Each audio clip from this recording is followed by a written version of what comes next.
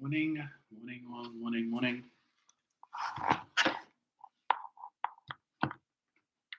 Neil Francois, morning, sir. Angela Catty, morning, Donna Walcott. Hill Bench, good morning, Freddie Williams, Alberta Sampat, and Niles, Cathy, and Best, good morning, all. Anton Batiste, Jennifer Ferron, morning, Nicole Richards, Kenneth Gabriel, Deanne Charles, morning, Deanne, Joy, Raghunanan, good morning, Joy.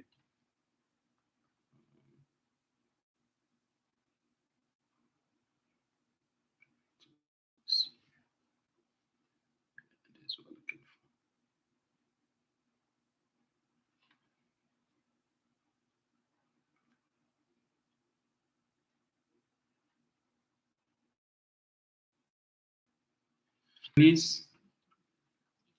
Stephanie Santana, Kathy Gillan McNeil Belfort. Morning, that's a long name, boy. Yes, Carol, morning, Francis, Macmillan, Deborah, Edghill, Lynette, Harris. Morning, Angela, Marcel Figaro, Jenny Joseph. Yes, good. Rainy morning to all. He's up on this side here. I don't know on the other side of Arima what things looking like there.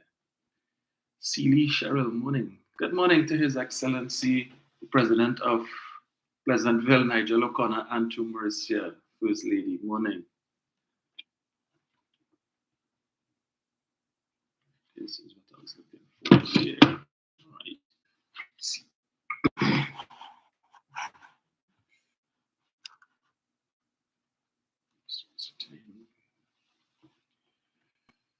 Sharon Gould, morning. Dee Shrubin, morning. Patricia McKenzie, Althea Allen, Deborah Duranty, good morning. Gerald Pascal, Manswell, morning. Morning, Aline Lewis, Natalie Faria, morning to all of you guys. Jenny Joseph, Kuval Lockton. Jenny, how is the PNM campaign going in Kuva? Alison Boyce, morning. Morning to Angie, if she's on. Morning, Angie. Anna Sisnath, morning. 29 Super C, is it? Morning. Right. See what's the time there? 6:34. Yes, all and sundry, morning. So, apologies for Saturday. I was not Jenny's best counselor. Indeed. Yes, Sunday, of course, we had the PNM's special convention for the presentation of candidates. I think the only political party that had its presentation of candidates on Sunday, to the best of my knowledge, and what a launch it was, yeah, as compared to the lackluster launches that we saw yesterday. Oh my, how the mighty hath fallen. Yes. So there was a pretty good turnout on Sunday. I think the figures I heard Foster Cummings mention was 5,300 and some persons who were present at NAPA for the presentation of candidates. And following announcements yesterday, the PNM is the only party fielding 141 candidates for this local election. The only party that is contesting all 141 districts. Claire Irish, morning. Roxanne King, morning. Gemma Alexander, morning to all of you guys. Yeah, so only the PNM continues to show itself to be the only true national party. Whether it's a local election or general election, the PNM fields candidates in all districts, all constituencies, regardless of their electoral prospects. They don't say, well, that is a UNC seat, so it don't make sense putting up a candidate there. It don't make sense spending money there because we don't have a chance. As Dr. Rowley made the point that wherever a PNM supporter or member resides and they have the right to vote, the PNM will ensure that they are given the opportunity to exercise their franchise, regardless of whether or not that vote would make a difference in terms of the candidate being successful. Now we know there are quite a few candidates of the 141 will not be successful. All of them believe that they can be, that they could make the difference. I listened last night on the news to some of them who said that they're looking to pull out the youth vote. And I wouldn't put it outside the realm of possibility, because the thing is, generally or traditionally, local government, as we know, normally has a low voter turnout. And it speaks to how people see local government, how people regard local government. A lot of people, that's no big thing. I just it's not a general election, so it's not going to change the government. And people generally tend to stay away from the polls. Even though 2019 was a bit different, the PNM got 161,000 votes, the UNC 202,000. So it was the one occasion when they were able to boast and beat their chest that they won the popular vote, albeit that the PNM won more districts than they did. And it spoke to the fact that the UNC supporters were energized and motivated to vote, not because they wanted change per se into that they expected if you elect a UNC candidate that you would get better representation. It was just about, we need to suck it to the PNM. That's what it is. As Dr. Oli said on Sunday, the only requirement to form a coalition is that you must share the same hatred for the PNM as does the UNC. So it's not about policy. It is not about representation. It is not about programs. It's not about any of those things. You hate the PNM? Come. You qualify to form an alliance with us. And it is unfortunate, because when you listen to what is being said on all of the different platforms, political platforms, the PNM is the only party that constantly speaks about local government reform, what it entails, and what the people can expect. And it is not the PNM saying, well, vote for us and you will get this. This is an actual bill that is in the parliament. This is legislation. Whether the PNM wins or they don't win, this is the legislation that has to be enacted to reform local government, the local government system. But the only party whose leadership, whose candidates, whose members are talking about local government reform, what we can expect after August 14, in terms of what the new face of local government.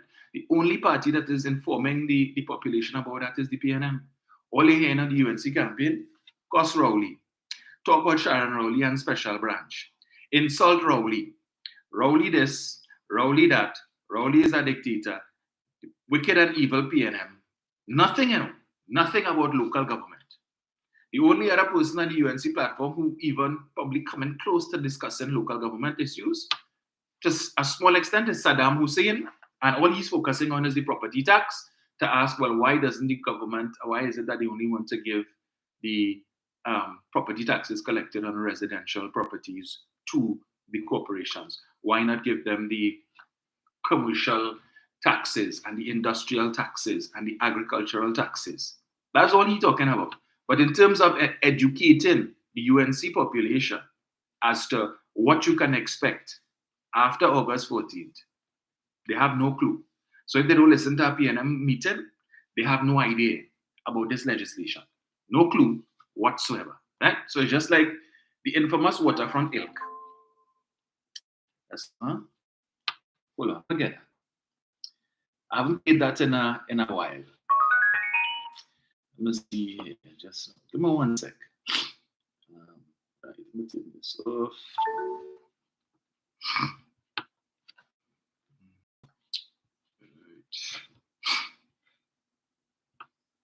Clueless. All right, let me just get this here. 1 second here to set up this thing when you have multiple devices. Right.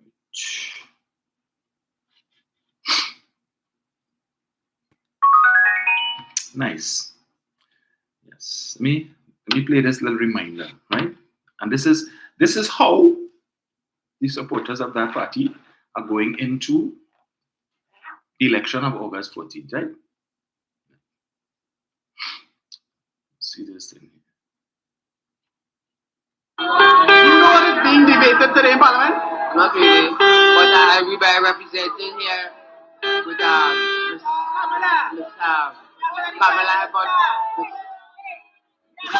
If you think that the UNC have somehow changed overnight, you are wrong. This deceptive UNC claimed. You know what is going on there. We don't even know the name of the prime minister. But we hear about we supporting Kamala. No clue. You know what's being debated in Parliament? Akshina. Everything good. No clue. Ask them, what does the local government reform bill have in it? They can't tell you. All they know, we're going to the poll and we're going to vote out Rowley. And we're going to vote out the PNM. And we're going to send a message. We're not voting, we're voting. We're going to send, that's all they're talking about. Send a message. What is the message? What's the message? I saw on the news last night, they interviewed some of the candidates. Well, they are now officially UNC candidates for the local election. So the UNC is contesting 110 districts, and the NTA under Gary Griffith is contesting the next 31. So for the first time, well, and to my knowledge, the UNC would not be contesting all districts in a local government election. I heard their political leader last night stating that they formed an alliance with the NTA and they formed an alliance with the ILP. So the ILP is still around? I don't know, right? To the best of my knowledge, if the ILP still exists, it exists in one man and one man alone, Jack Warner. So if she wanted to say we form an alliance with Jack, say that, but don't say you form an alliance with the ILP. I don't know which ILP you form an alliance with, because as far as I know, the ILP no longer exists. Jack Warner would have revived it temporarily for the last general election in order to be able to contest the Lopino Bonner West seat. And subsequent to that, he indicated that he is officially bowing out of politics, that was the last for him. And I know that Rekha Ramjit, who was the last political leader of the ILP, would have resigned some time ago. And I am not aware that Mr. Warner would have taken back up the mantle of political leader. So this thing, and you see again, it's an attempt to deceive. We form an alliance with the ILP. Yeah, you want to get in, but yeah, Kamala and Jack get back together. Well, nonsense. I don't know nothing about that. If that is the case, I cannot speak to that issue because it's been a while since I've spoken with Mr. Warner. So I really don't know. But it was interesting to listen to Mrs. Prasad Bisasa last night. Apart from all the plethora of lies that she told, which I will come to just now, but Rowley's a liar. Yeah, Rowley's a liar, right? You and in the process of calling Dr. Rowley a liar, you told several lies. But your supporters, half of them, know you're lying, but they clap for them. Yes, they clap for them.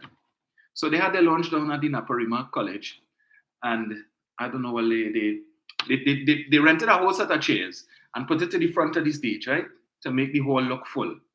But when the few times that the camera span to the back, like the cameraman didn't understand the assignment, keep the camera focused on the foreground, not the background. Because if you put it to the background, they will see that all the seats on top empty. And they will see further to the back, you have a set of seats in between. So they tell people, here, what now? Let's space out. Space out, because if they don't do that, they will see how many empty seats there were, right? So as I said before, how the mighty had fallen. Once upon a time, they would have a big Grand Affair Sunday in Aramwes Savannah, or something of the sort. Nothing of the sort. And what I found interesting yesterday too is the fact that you had an amalgamation with, or an accommodation with the NTA, but yet still both parties had separate launches, separate presentation of candidates. Now, I mean, if two all come together, you contest in 110 and the NTA 31, you could have a joint platform and present on the same, and maybe you might get a few more people. Albeit, I looked at Gary's launch and he had plenty empty seats too. I mean, if Gary had 50 people in his launch, he had plenty. For someone who boasts about, his popularity level, and he is going to be the next Prime Minister of Trinidad and Tobago. When he did that interview couple weekends ago with John and John and I-95.5. And every time he mentioned that, and John would say, Benoit, that is, would say, yeah, God forbid. He would say, yeah, in your dreams, but I will be the next prime minister. I don't know how you expect to do that with such a small following. And again, it is a total disrespect for me to all those persons who support the NTA. And I'm sure they have support throughout the country. Not much. But how do you build on that support when it is that you're only contesting 31 districts, and you have ceded the other 110 to the UNC? In other words, telling the supporters of the NTA in those 110 districts, vote for the UNC. Even if you don't agree with their policies or lack thereof, even if you know that they're more crooked than Ms. Howard Cat, still vote for them. Because I vote for the UNCs, I vote for the NTA. Don't mind we put up a candidate there, but if you vote for the, we have an accommodation, so if you vote for the UNC, you're really voting for us. Yeah, that's our proxy in that district. You couldn't field 141 candidates and your party is so popular? Really? And you expect to be the Prime Minister of Trinidad and Tobago. Likewise, what the UNC has done by ceding those 31 districts to the NTA, so based on what I heard last night, the NTA will be contesting Diego Martin, Port of Spain, some seats in Point Fortin, and the Tunapuna Piako Regional Corporation. Interestingly, the UNC will also be contesting seats in the Tunapuna Piako Regional Corporation. But I mean, Gary Griffith has allowed himself to sink to a new low, unfortunately. And again, I say how the mighty had fallen, because the UNC is allowing him and his party to contest only the seats or the districts that are currently held by the PNM. They have given him none of their seats, none that they believe that they could hold on to. No. They say, here what? We will just contest the ones that we have, and if you feel you could wrest power or you could take away these PNM seats from them, well, you contest that. We don't feel we could have won anything there anyway. So all you did is save us the deposit that we would have had to put down that we probably can't afford. And what you've also done is to save us the embarrassment that will, or at least some of the embarrassment that is going to come inevitably after August 14th, when you have suppliers coming to say that UNC candidates owing them money for Mike King services, truck, jerseys, and other things, as is always the norm. And then these candidates will come out and say the party abandoned them because they had promised them they would get this and they would get that, and now they ain't hearing anything. Always happens. So all Gary did by taking on those 31 districts is to reduce the number of persons who will come forward to say that with respect to the UNC. Yeah? But you're only contesting seats held by the PNM? Really, Gary? Really? The UNC even give you one, and I mean, I hear the insult to it. He wanted to contest, the original plan was, based on what my understanding, is that the NTA would contest the Diego Martin borough, no longer a corporation, thanks to the PNM. So after this election, we will have a mayor of Diego Martin, no longer a chairman of a regional corporation for the first time, and also a mayor of Separia. They ain't gonna talk about that. The supporters ain't gonna talk about it. But anyway. So I saw the UNC Potong-in-Chief, Marsha Walker, that has decided to contest a seat in the Diego Martin Regional Corporation. Well, Lord forbid if she were to win that seat, right? And if she were to be the only, pressure. But I think the PNM Council will eat her alive. Yeah? So if she feel that she going and contest that seat, and if she wins, she going inside there to turn up things. No, Miss Lady, you better pat down. Pat down. Yeah, they're waiting for you. But she won't get through. But it speaks, to me, it speaks volumes, because it says, again, in true keeping with her role as the Potong-in-Chief, it seems they finally put her in the dog kennel. Because I know she had intentions of challenging whoever is the next representative PNM candidate for Diego Martin West. I know Dr. Oli said that he was going to bow, but even if he chooses not to, if she is successful as becoming a councillor, then how is she going to contest the general election in 2025? You know, that she don't have a snowball chance in hell of winning that, but still, how are you going to do that? So she decides to offer up herself. And so she finally resurrected and was on the platform last night. I don't know where she come out from. Yeah, but so they tell Gary now, you can't get that one. Marsha going up there, so don't put up nobody there. Right? Okay. And he had to eat humble pie and say, well, all right, no problem. Marsha, okay, great. I noticed that Gavin Nicholas and what's the name of his party? The MND decided to throw their lot in with the NTA rather than the UNC. Never mind the fact that he was the last Attorney General under the PP.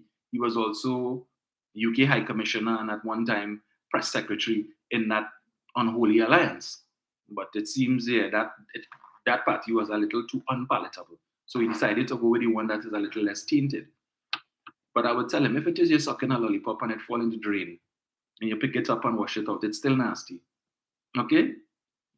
Take the lollipop and make it the sign of the cross because you pick it up before 5 seconds. Don't make it clean, sir.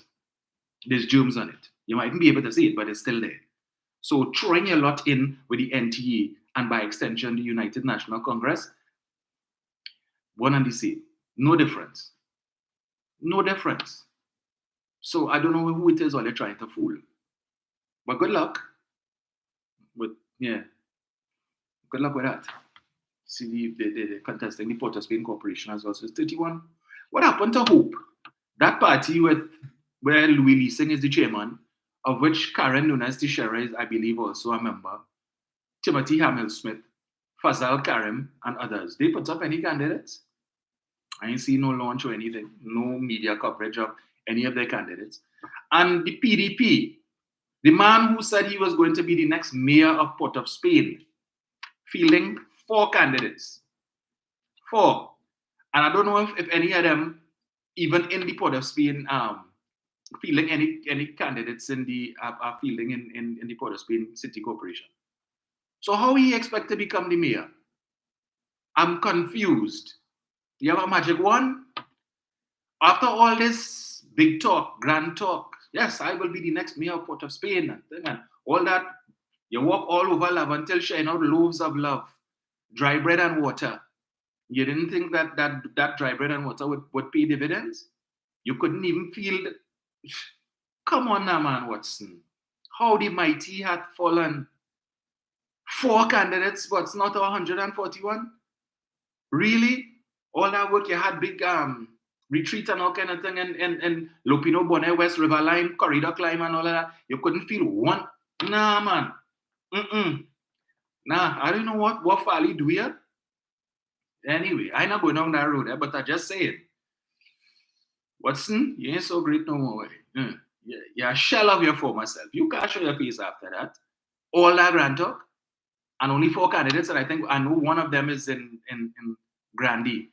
And one of them is in San Juan Lavantil Corporation.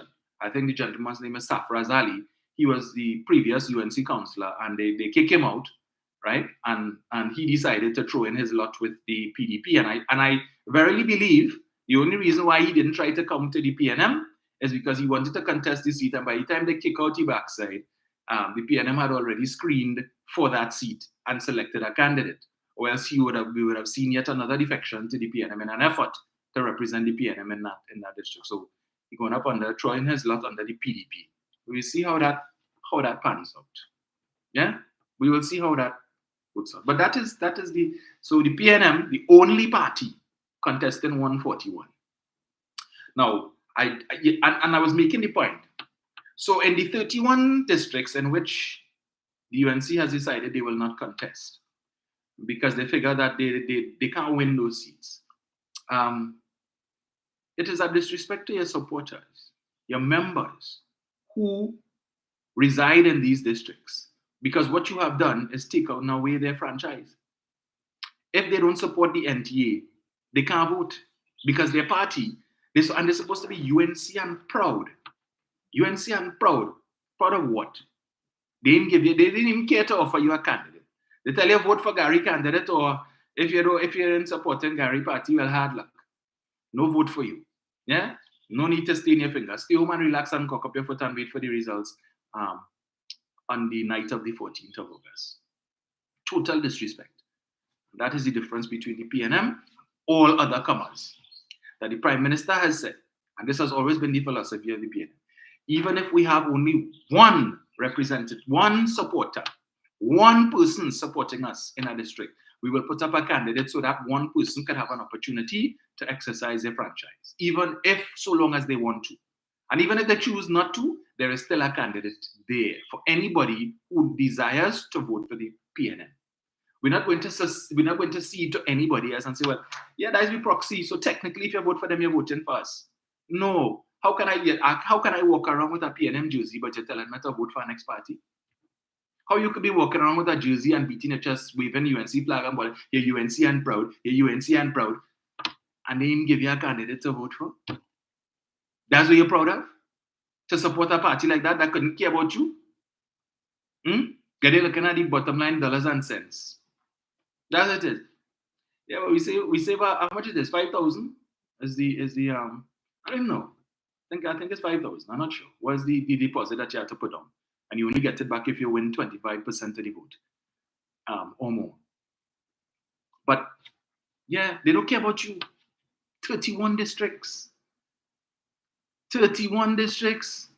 In 2020 for the general election, they're all over Lavantil. Lavantil gone yellow. They're driving up on the Beatam on the highway, one set of UNC flag all over the place. Yeah, Beatam gone yellow.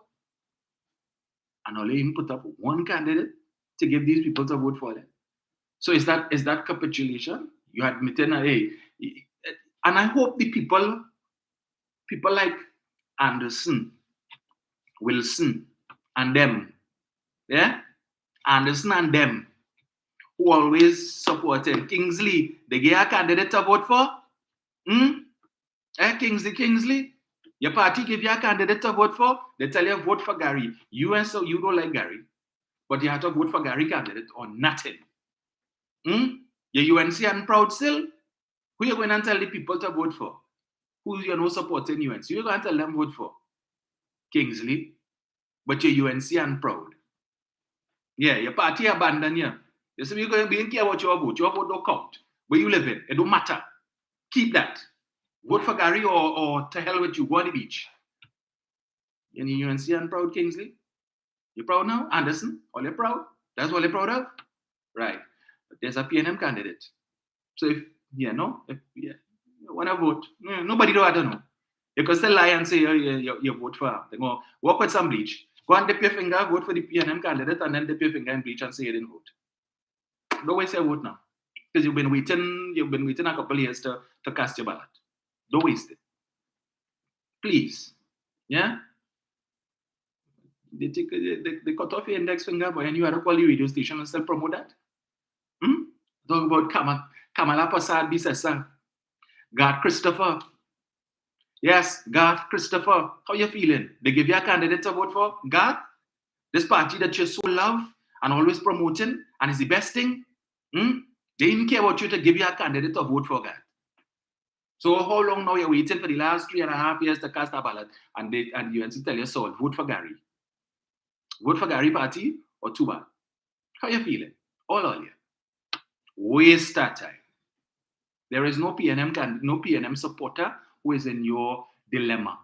Every single PNM supporter in every district has a candidate to vote for. Whether or not that candidate's prospects of winning the seat is good or not, they have somebody to vote for. And we can register that vote as part of the overall tally. So it seems that this year the UNC will not be enjoying the popular vote because they had 202,000 in 2019, having contested 139 districts. Now they only contested 110. So the votes in those 31 districts will not be recorded under the UNC because there's no UNC candidate there. So we'll see if they're still hoping to beat their chest about popular vote. Like apparently they didn't think about that. Yeah, they didn't think about that. Did anybody even come forward? Don Sylvester from Diego Martin. Don, how are you feeling, boy? You are the executive of the UNC, Don. The executive of the UNC, and they didn't get a candidate to vote for, boy. They didn't tell you, well, Don, here what now? We'll make an exception and allow you to put up somebody in your district. Sigh. What are you going to do? with all your UNC and proud.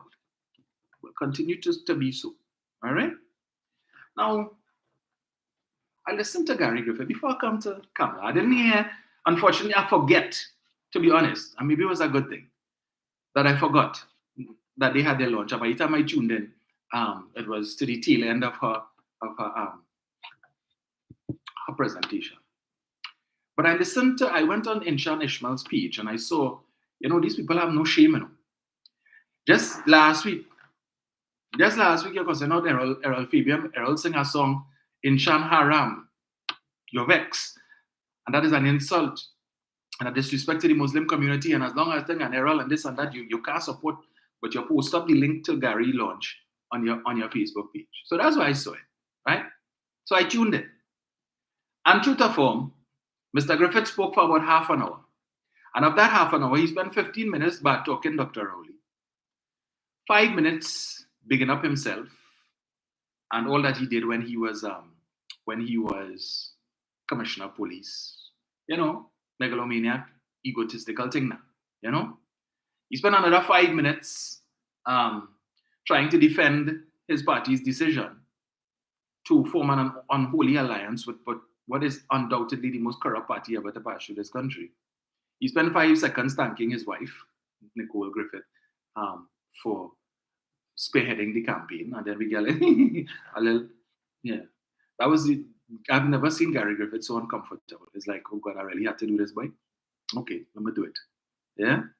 And then he spent the next 4 minutes and 55 seconds speaking about some of the candidates that they have, the caliber. Now, I'll admit, they were able to attract some good people. I feel good. Maybe about 5.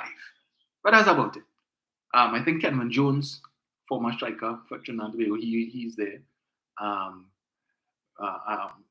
As a set of footballers, this guy is Russ Russell, who I think was a goalkeeper for Trinidad and Tobago. And maybe about 3 or 4 other persons who could say of caliber. But that's about it. The rest of them is veritable unknowns, right? Virtual unknowns. We don't know these people.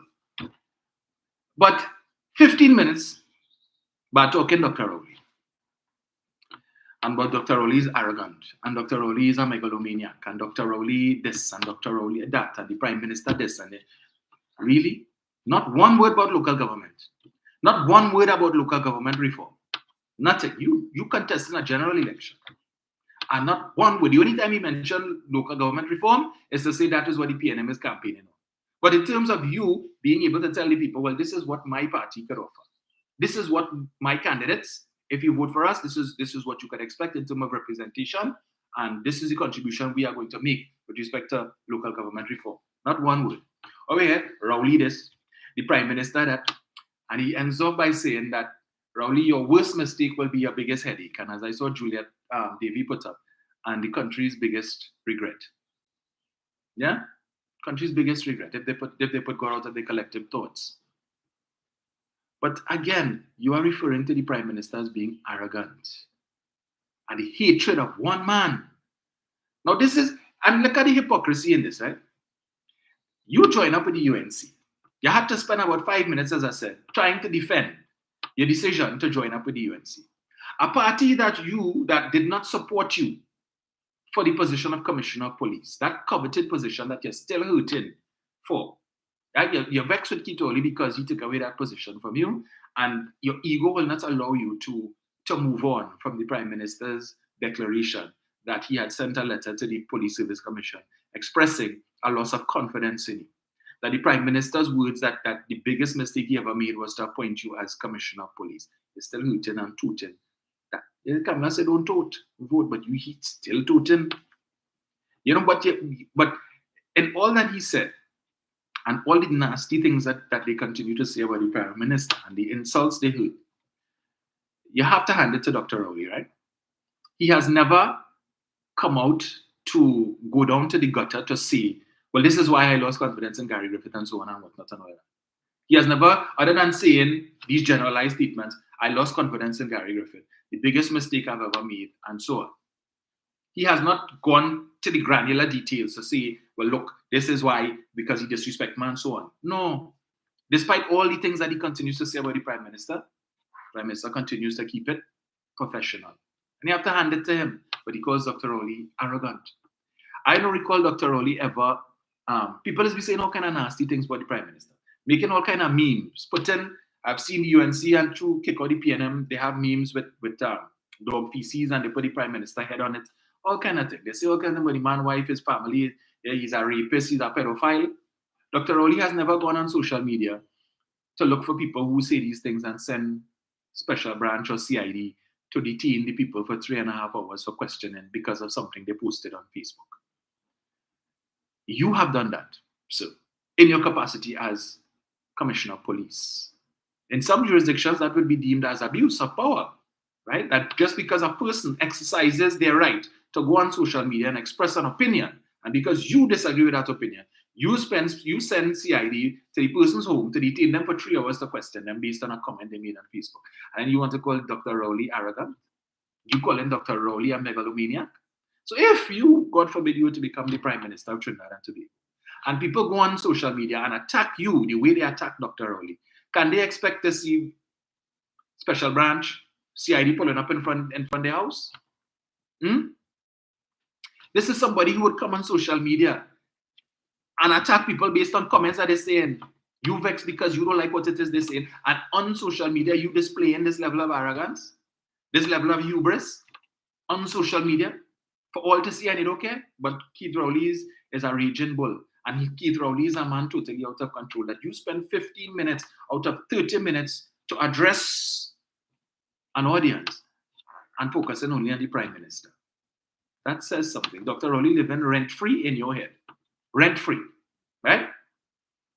So unfortunately, they can't charge your brain no property tax because it ain't collecting no rent.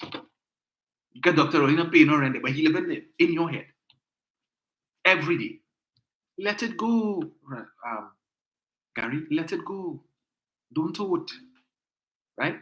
But you, so one, you throw a lot in with a party that did not support you for commissioner. Right? They wanted Diochan, Dulal Chan, whoever his name is. Whatever the heck his name is. Right? They wanted him. They abstained when the vote came up. You who were part of that administration, yeah? You were the boy, you were part of the cabinet, long standing, you were the national security advisor and all of these things. They didn't give you the support to become commissioner of police, but you throw your lot in with them. You vex because Keith Rowley take away the position of commissioner from you. But the UNC didn't want to give it to you in the first place. But you throw your lot in with them. You throw a lot in with a party that between 2010 to 2015 sought to bring legislation to kill off small parties. And had it not been for the intervention of the ILP and that law had passed, there would be no need. The NTA would be a waste of time. Remember, they bring the runoff legislation that said if your party does not get 25% of the vote or more in the first round, then they are disqualified from the second round. And only the parties that get more than 25% of the vote would go into the second round, which means that the persons who support the small party that wasn't able to get the 25% of the vote, just as how now your supporters in the 110 districts that the UNC contested have no candidate, and just as the supporters in the 31 districts that the UNC supporters in the 31 districts that you contested have no candidate, under the runoff, your party would have had no chance. You would not even be in the election. But you are supporting a party that brought that legislation. And it was only because the ILP attempted to frustrate the efforts through the courthouse. Remember, it was the ILP that went to court to challenge the decision, and the judge said that this matter, this suit is premature because that as of now, the government has not they have not passed the legislation. It is contemplated, and the court is not minded to give judgment on something that is contemplated because the government could change their mind and say we're not going through with it again. And the only reason why the legislation did not go through was because Parliament, the parliamentary session lapsed, and well, not lapsed, but it expired, and therefore the bill lapsed. But they were going hell hard. They had all kind of consultation. And they claim the people say they wanted that. Lie. Noel Hodge, who was, I think, the head of that committee, said no such discussions were had. She don't know where they get that from. People were protesting in relay night after night for 3 days in front of on the waterfront where the parliament was at that time. I was there. I recall people coming in the evening, 6 o'clock, and spending the night on the pavement. And then 6 o'clock the next morning, another batch of persons come to relieve those, and they stay there until 12 o'clock. And then the next batch come. And so they were going for about 3 or 4 days to protest runoff. Right? To protest runoff. Where they were seeking to get rid of the smaller parties so it would just be a two-party state. Yes, you were part of the government at that time, and I suppose maybe you supported that. But today, that very same legislation, you see how it has come back around? You see? It would have killed off your party, your fledgling party. Well, that decision, you make a throw a lot in with them, they'll probably kill off your party now. But I don't know if it is that you believe that, so you're fielding some good candidates, unfortunately for them. I don't think when they decided to join up with the NTA that they anticipated that they would really be serving as a proxy for the UNC, because that is what the NTA has now become. It is not a party on its own. It is now a proxy for the UNC in PNM seats. That's what it is. The mighty Gary's party has now been reduced to a proxy of the UNC. You're proud of that? How do you redeem yourself from that, Gary? How? You can't. So you might have the few, let me see, Miss Santa Cruz, Anna Munsami, Potong, she's the deputy Potong in chief. I wonder how are you feeling, Anna, that your party, your great party, has not given you a candidate, Anna? Unless, of course, your district falls under the San Juan Laventil district, in which, corporation, in which case, yeah. But really, that's what you're reduced to, Gary? And then you're complaining about the headache that the candidates had to go through, that Dr. Rowley and the PNM talking about local government reform. But your candidates had to go through the stress of when they went to file their nomination papers, and you had to get 7 people to sign the nomination paper, and then the returning officer want to see the IDs of these 7 people, and if it is that the person's name missing a hyphen or whatever it is, you have to go back and come back and all of this set up thing, and that is nonsense. And Gary, that was there a long time. When you were the Minister of National Security between 2010 to 2015, that is how it was.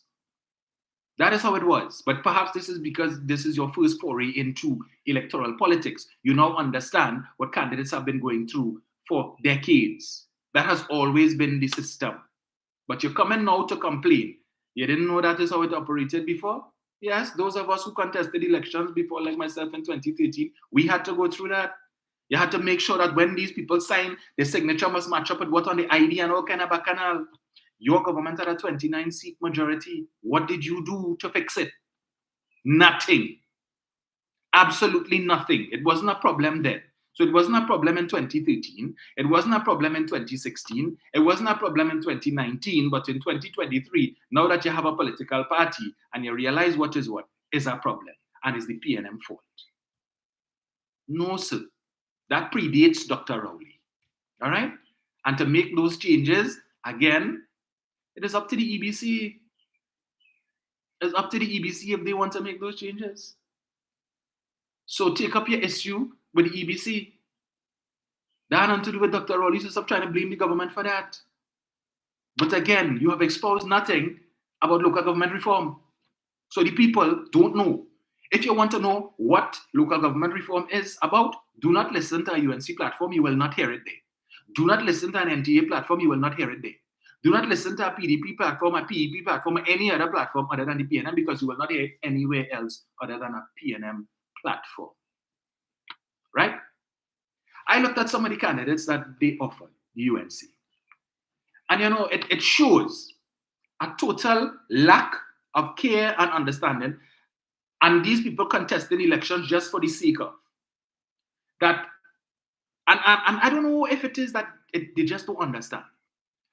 The council, right? The local government council that sits on these different corporations and so on. They are like the board of directors for that corporation, right? These people are tasked with the responsibility of spending tens of millions of dollars of taxpayers' money. But you feel then a set of candidates who don't know beef from bullfoot in finance. You don't need to be an expert, but you just picking up all kind of ragtag people and just, yeah, come. You're a community activist. People know you in the area and they'll vote for you. All right, come and be a candidate. I saw the wife of one of the men who lost their lives, unfortunately, in that barrier issue, Miss Kunasi or something, so has now offered herself as a candidate. What she know about local government? What? But you are offering yourself to serve as a candidate, to serve as a councillor, to sit on a council. Don't know the first thing about being a councillor, right? But they want to put in your hands the responsibility, yours and others, to spend tens of millions of dollars of taxpayers' money, and you don't have a clue about how to do that. You don't have a clue about procurement, nothing of the sort. But you go in and sit down on council. And that is the problem. A lot of these people who are offering themselves to serve as councillors figure that all that's required, you go, you win the vote, right? You get the seat, and then you go and sit down in council. And what? Or it is that you figure that the work is you get an office to rent, which the parliament pays for. And then people just come and tell you their problems, you write it down, and then you go in council and say, this is the problem, and how we could fix it. So they don't know the other side of things, the management of the corporation, the decisions with respect to selecting, when it is that these people have to sit on committees. You have a number of different committees. You have finance committee, HR committee, infrastructure committee. But when you pick up a set of ragtag all over the place who don't know nothing, some of them don't even have a school leaving certificate. Like the friend, the partner in Tunapuna who get caught with the gun, right? In the club that they disown and say, no, none of our candidates were arrested. You screened this man. The constituency executive said they were happy with the caliber of candidates, of nominees that went up.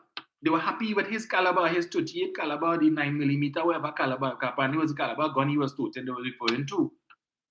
But these people are supposed to sit and make decisions with respect to the expenditure of millions of dollars. Sit as chairmen and of different committees, technical stuff. So you can have an engineer come in the infrastructure committee and showing you things and you don't understand nothing that the engineer telling you. So you just sit down and, all right, yes, okay. And you are proving things you know nothing about. Right? So just come. You want to be a candidate? You just come, man. That is the problem. That is the problem. And that is why money could go missing. That is why people going in there with the mindset, hey, yeah, when I get in there, don't worry, you'll get a little contract. Here now, when I get in there, you get a little work for me. Our corporation work by. Our borough work by. Yeah, don't worry, I can handle you. Right? That making any sense? And this needs to be part of local government reform. The caliber of people that you are putting in there, understanding the responsibilities that they have.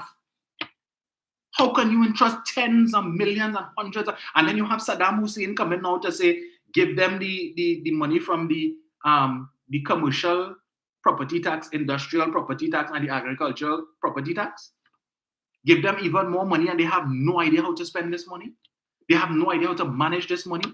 They don't understand the intricacies of running a corporation, that people could just come and hoodwink you, right? Some unscrupulous engineer could come and tell you, look, so. People applying for things and you just, yeah, you signing up on things you know nothing about. I am confused. So when, and no disrespect to Ms. Kunasi, but you expect to win the election, and you probably will, because I think that district is a UNC control district. Because your husband, unfortunately, passed away in that event, that tragic event. And so everybody knows who you are. You probably had some involvement, community involvement or so on. And that qualifies you to be a councillor. That qualifies you to sit on a council and make decisions with respect to the expenditure of millions of dollars of taxpayers' money when you have no experience and possibly no background with respect to anything in local government. And this is what the PNM is saying, that we need local government reform. So the PNM is very deliberate and careful in their choice of candidates. Very much so, and that is what we need to start looking at. Now, all we've heard from the UNC platform, hate Rowley, cuss Rowley, tell Rowley how he get on, call Rowley a pedophile, call Rowley a racist, call Rowley a megalomaniac, call Rowley a region bull. Everything is about Rowley and Rowley and Rowley. And when they take 2 seconds to stop talking about Rowley, they come to tell you about their plans and the policies, not for local government, but for 2025 if they get back into office. But in terms of being able to articulate what UNC councillors will offer you from now until 2027, no clue. No clue. Nothing is going to change. You go in there and you do the same thing that has happened for the last decades. You win, find somebody who you know, who is your partner, who is your friend, to rent your office space from, and tell them to jack up the amount that they're charging for rent, and you go eat our food. Right?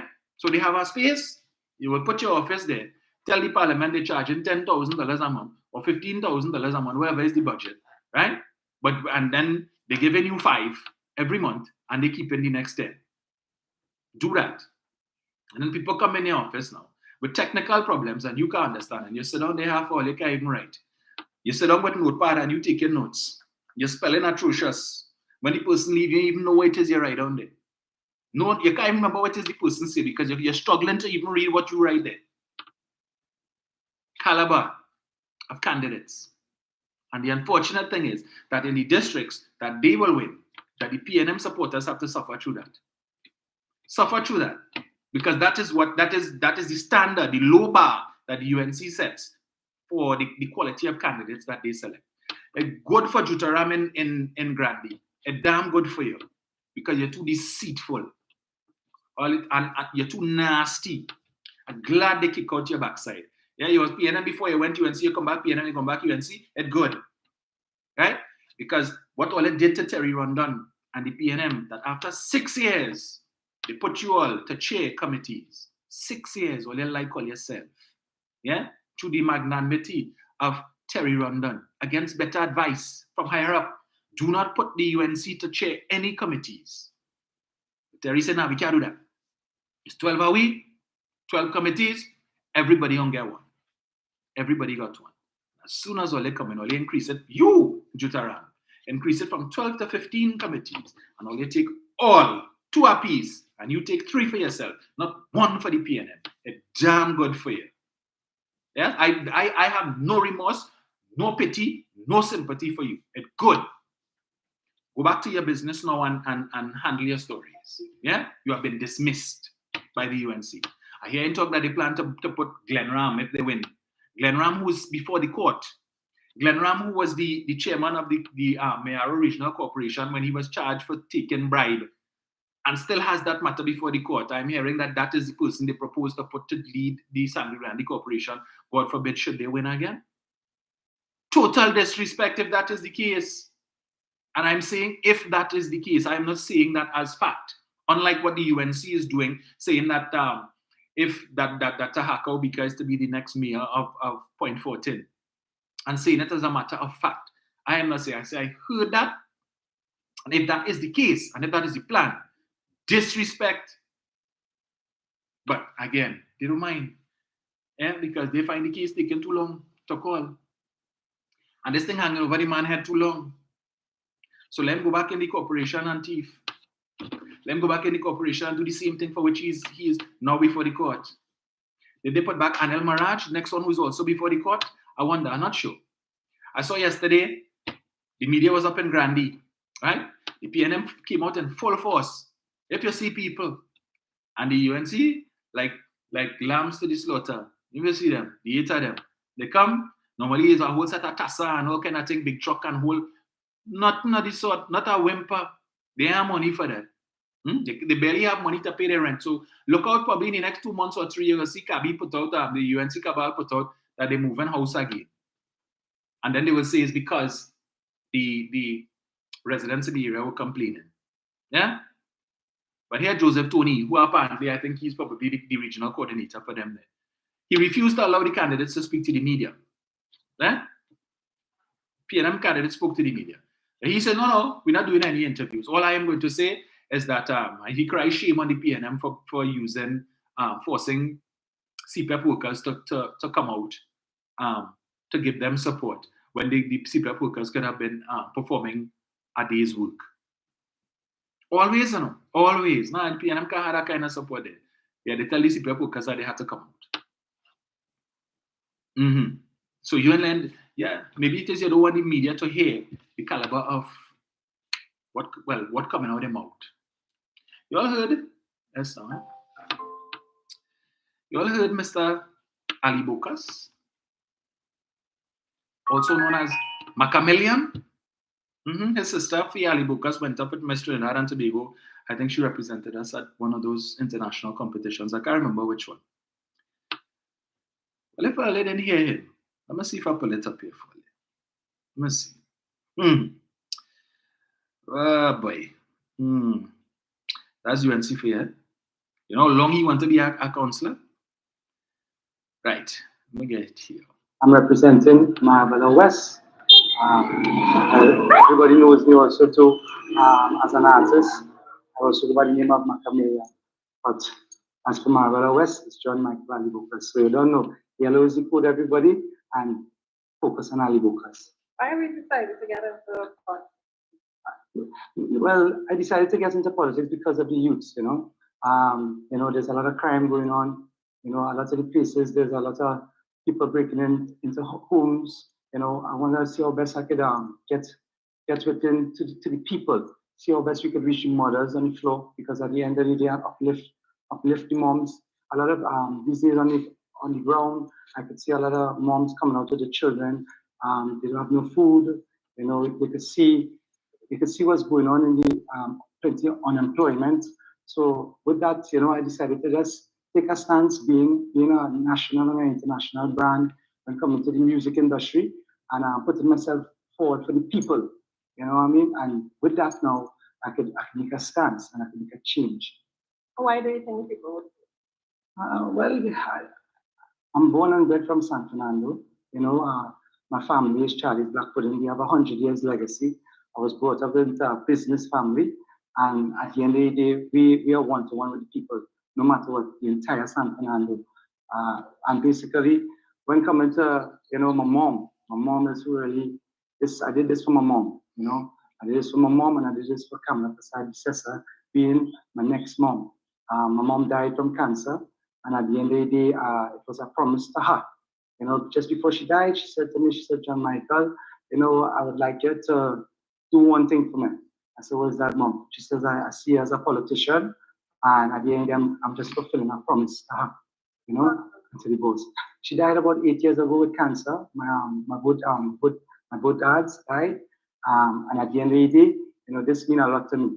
So to me right now, this is an accomplishment when coming to my family, when coming to be the first, entering into the political arena, and also towards my mom and towards Kamala Prasad, because at the end of the day, she's always a mother to me. No way.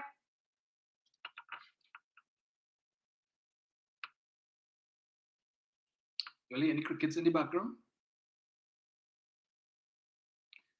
Really? Really? You get into politics for the youth. You know, too much of crime, people they breaking in people's house and all that. What had that to do with local government? Really? Somebody need to tell this man he's not going in the parliament. Maybe he missed that memo. He didn't get a memo. Or perhaps he doesn't understand the assignment. What does all of that and people hungry? What does that have to do with local government? Really? He doing this for his mom? She was dying of cancer and she told him, you know, the last thing she told him was she wants him to be a politician. You getting ready to meet your maker. Dying from cancer. And the only advice you could give your son is to become a politician. Okay. But he's also doing it for his mother. Well, his other mother. His both dads died. So he had two fathers. Okay.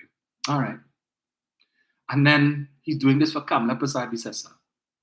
He is the third candidate. Well, I didn't hear too many of them yesterday, but he's the third one I heard say he's doing this for Kamla Prasad-Bissessa. You see, cult of personality. Cult of personality. That's what it is. It's like the Republican Party and Donald Trump. You don't hear nobody. No, I'm certain not one PNM candidate who they interviewed said they're doing this for Keith Rowley. Not one. But he doing this for Kamla Prasad-Bissessa. Miss Kunasi as well. She doing this for Kamla Prasad-Bissessa. Not for the Burgesses, not for the betterment of the people in the district that she's contesting. No, I'm doing this for Kamla Prasad-Bissessa. 2015 was what? Kamla 2015. They come back again this year. I can't remember, you win with Kamla or some kind of nonsense. So, cult of personality. That is why she loses election after election and they continue to keep her there. That is why every time they have an internal election, they continue to support her. That is their queen, their Maharani. I mean, the kind of worship, when you read some of the comments from some of these people, Kamla Prasad-Bissessa, she's the best thing and she's this. PNM people not obsessed like that with Dr. Rowley. We will describe him as, leader phenomenal. We'll describe him as a transformational leader. But they said, I never hear nobody say Dr. Rowley is the father of the nation. And Dr. Rowley is the king. And all them kind of stupid now they call it Kamla is the queen. PNM people don't do that. They don't. But it's actually the only thing they don't do, and you might see it one of these days, is when she goes to a meeting, a whole set of them might lie down, flat on their face, so she could walk on their back. Yeah? So she could go inside. The level of is cult worship of this lady. Last night you're looking at her in the meeting, she's looking frail, she need help. But you wouldn't go home and cock up your foot and mind your grandchildren. Well, I know some people say you have no grandchildren. Well, Chris, I don't know if Chris is your... Look, that's not my business. I'm not going there. Right? Let me bring it back. Bring it back to her. Right? But she would not go home and cock up her foot. Relax yourself. You don't know how long again Gregory have. Rob Gregory had with something now. Alcalado, Limacol, something. I mean, you're probably glad when you went home. The few hours he's get by himself to just relax and he not to be here any nagging. But still, come now. You hear our interview? And this that you hear that, right? Oh, this man went wrong the mulberry bush and come back. Nothing of substance. If you had to come and if they gave you 3 minutes to talk, and that is what you had to say to convince me to vote for you, well, Papa, you can't get my vote.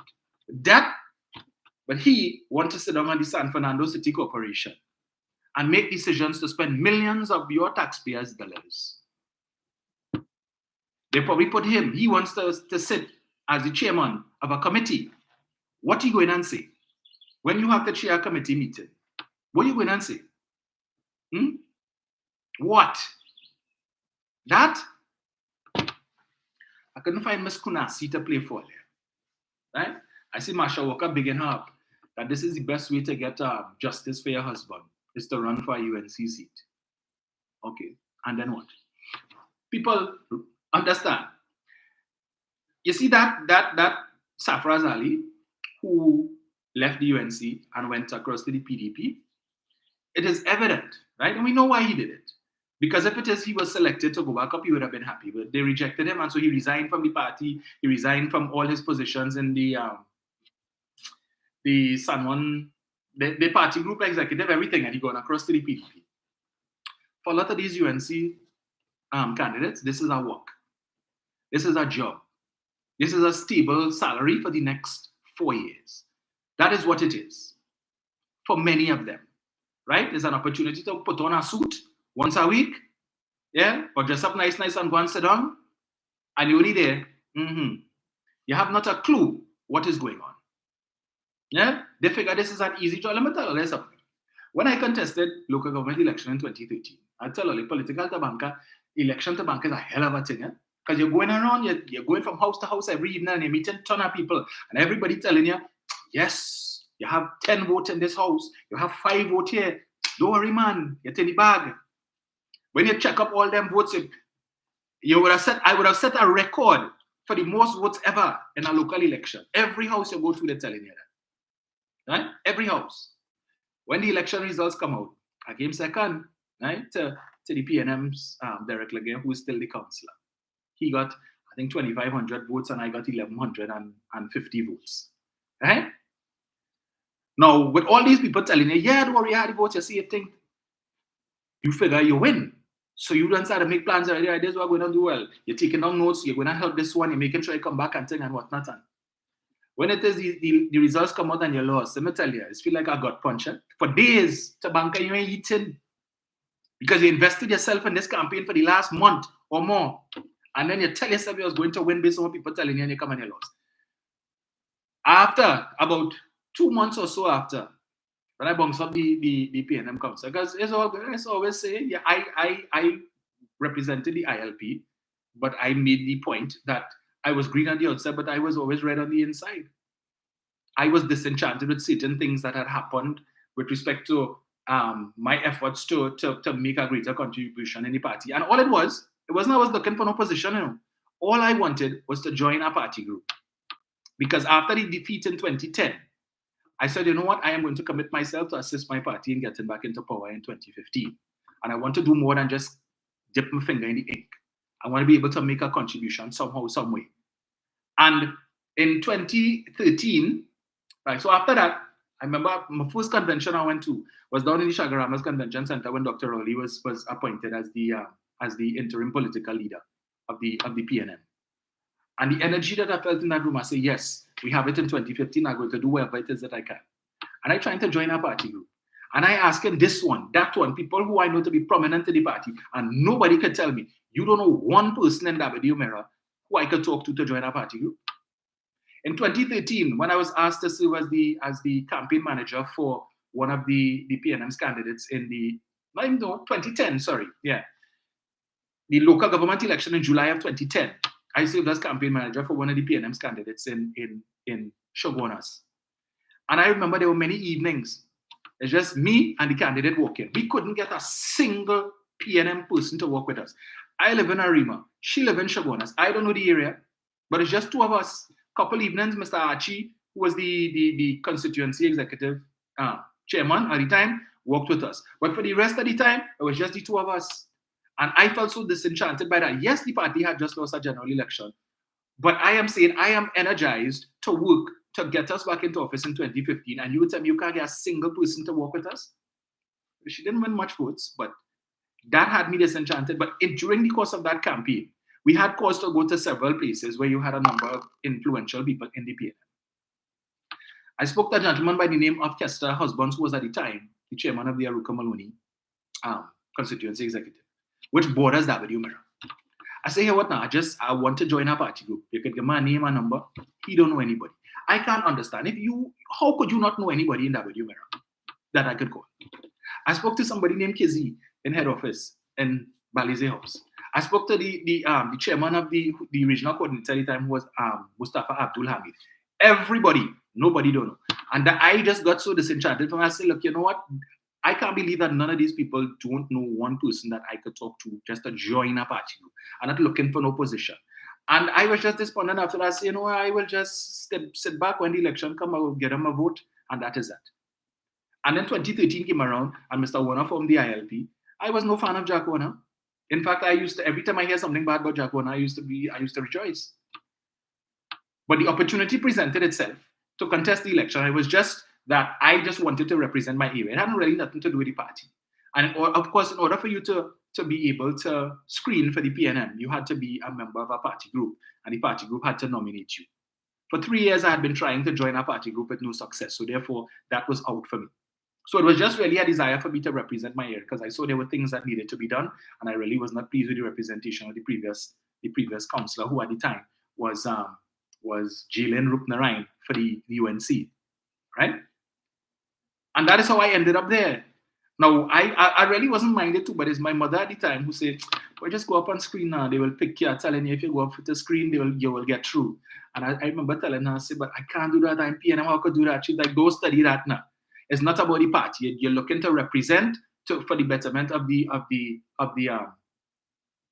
of the district, of the neighborhood. But at the end of the day, you know, when you're going to the polls, you can still vote for your party. But I don't know that. I thought about it, and I decided, okay, I will just go just to please her. I will go and screen. There were 8 of us that were screened for that district, and they picked me. Right? So as she said, you will get through, and I got through. And that's how I ended up there. But I am saying that, well, the way things went, but the Lord works in mysterious ways, great wonders to perform. Had I not joined the ILP, I would never have been on radio. The ILP gave me the opportunity to be on radio. I am doing this now as a consequence of, or as a result of, me having been on radio. But had I not joined the ILP, I would not be speaking to you all now. I would not have. That radio experience gave me the exposure that I needed, right? And so when I look at some of these UNC candidates that they offer in, these people it's not about doing the job. For them it's a work. Whatever is the benefits, they don't know, right? They hear that, okay, I think councillors will be full-time now, so the salary is supposed to be going up. I think they too are entitled to this exemption from certain taxes with respect to the purchase of vehicles, but they have their limits and all of that. So all these things, they're going in there for that. It's about self. It's not about betterment for the people. So you're still going to be hearing complaints. Some of them, yeah, I think UNC and proud. And after the election, they don't know who the councillor is. They ain't seen the councillor. When rain fall and the place flood, they go hear them complaining. And the councillor will come out and say, well, the government will give it, central government starving the corporation for money. This is why the government saying to reduce the chances of them saying that, if you have the property tax and they're collecting the residential property tax, what is your excuse? Don't come to tell me about the government starving all because all they getting money from property tax to do the work. What is your excuse? Miss me with that BS. Don't give me that centuries old choppy talk about the government giving all your money. All of these are the things that the government is saying. We need local government reform. But I am saying to you, examine the candidates who present themselves to you. Examine the candidates, question them, ask them. Well, under this new, even if you're a supporter of the PNM and the UNC candidate come around your house, ask them, so here now, so this new local government reform law, you can tell me a little about it. So what's going to happen after August 14 with respect to the I bet you none of them could tell you. Not one of them could tell you, right? Ask them, so what, when you become a councillor, what exactly would you, other than representing when people are to come in the office, what you plan to do with the council itself? Ask them that. None of them could tell you. They don't have a clue what it is they're getting themselves into. All they know, they're getting a paycheck, a guaranteed paycheck for the next 4 years, and all is well. Why you feel so many of them vexed who get kicked out? That's the paycheck they're studying. Now they had to go and look for work. For the last 3.5 years, they had a job. They had a steady paycheck coming in. Yeah? But now, it's a hand under that. So they have to go now and fight up to get work somewhere. Probably look for CPEP or URP in the interim. Yeah? Because they're not going to get some of them probably not going to get a job in terms of the salary being comparable to what they were getting before. They get comfortable. You know much of them vexed with that Privy Council ruling? You know much of them were saying, well, at least I have a job until December 2023. And when that Privy Council ruling handed down, and the leadership rejoicing because Kamala Prasad Bissa's salary sure, you know. You see that $30,000 she collecting every month, that's sure. The $17,000 that she receives as the member of parliament for Siparia, that's sure. At least for the next 2 years and even beyond. Because she know her supporters will continue to vote her back in. You feel she care about them? How they eat, how their families surviving afterwards? No. You just kick out people and bring in whoever, people with no substance whatsoever. At least the current councillors who would have offered themselves again, they have some experience. But you're bringing in a set of neophytes to come and represent the party who don't know nothing, but millions of dollars in their hands. But we will see how that pans out, right? But at least, as I said, the PNM offering something of substance. Now, I know the new education officer of the PNM, Laurel Zamali Singh, had indicated one of her intentions was to reinvigorate the party school, where you would be grooming persons, future politicians, to present themselves for office. So they would get, knowledge and education with respect to what local government is, how it operates, All of these different things so that when they get inside there, they are prepared. So that when you come before the screening committee, you could talk local government. And it's not just, well, I just play cricket in the community. Yeah, they know me. I always are wrong. I always in all kind of activities. It's more than, it takes more than that to be a councillor. Plenty more than that, right? But on that side, that for some of them, that is the only criteria they need. So how much votes you feel you could get? I could get real votes, landslide. You sure? Yeah, no problem. Well, all right. Yeah, you get through. You have any passes? You bring your certificate? That's how come they ended up with the false papers crew between 2010 to 2015, putting square pegs in wrong holes, but want to accuse this government of that. People falsifying documents because there are certain state boards that require you must have certain academic qualifications to sit on the board. They have none of that. So they falsify it, and they know nobody, you just have something to show, right? It don't have to be, whatever you do, if you gerrymander it, that's between you and you. We just want to, you just have something to show claiming that you could do this. Yeah. False papers all over the place. Not qualified for the job, but you put them there. Why? Because they could not attract people with substance. As a requirement as a councillor, every year you are required to complete what is called the Integrity in Public Life Act Declaration. I've spoken to you all about that before. You have to declare everything you own, right? Everything. Actually you own things that you constructively own, everything. Yep. As I always say, if you have 5 cents in your pocket, you need to declare that too. You can imagine these people filling out that form. You know what lies they're going and put on that? You know what lies they're going and put on? Some of them can't even fill it out. Yeah, now you can fill out that form for me. I have a form to fill out everybody. You can fill it out for me. Mr. Man who they catch with the gun in the bar. You can imagine him filling out that declaration form. It's 2 documents you have to fill out. Everything, as I said, every loan that you have, every credit card you have, every bank account you have, how much money you had in the bank, if you own property, the value of it, if you own your cell phone, you pay anything that you own, you have to declare it and the value for it. It is a very, very, very intrusive document. You can imagine some of these people filling out that form and not lying on it. You know what headaches the UNC going and give the Integrity Commission? Watch and you go see. Come next year, the long list and they're publishing in the newspapers for people who went who have not filled out theirs. Watch and you will see. Trust me on that. Again, they don't know these things.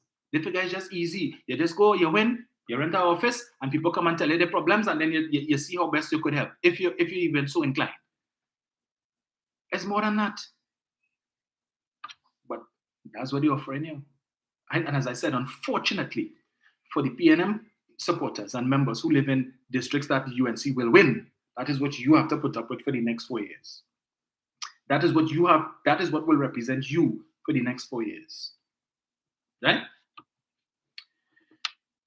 Mrs. Prasad Bisesa last night, in the little bit that I heard, I might try and see if I have some time to waste today, I'll see if it is I could listen to the rest of what she said.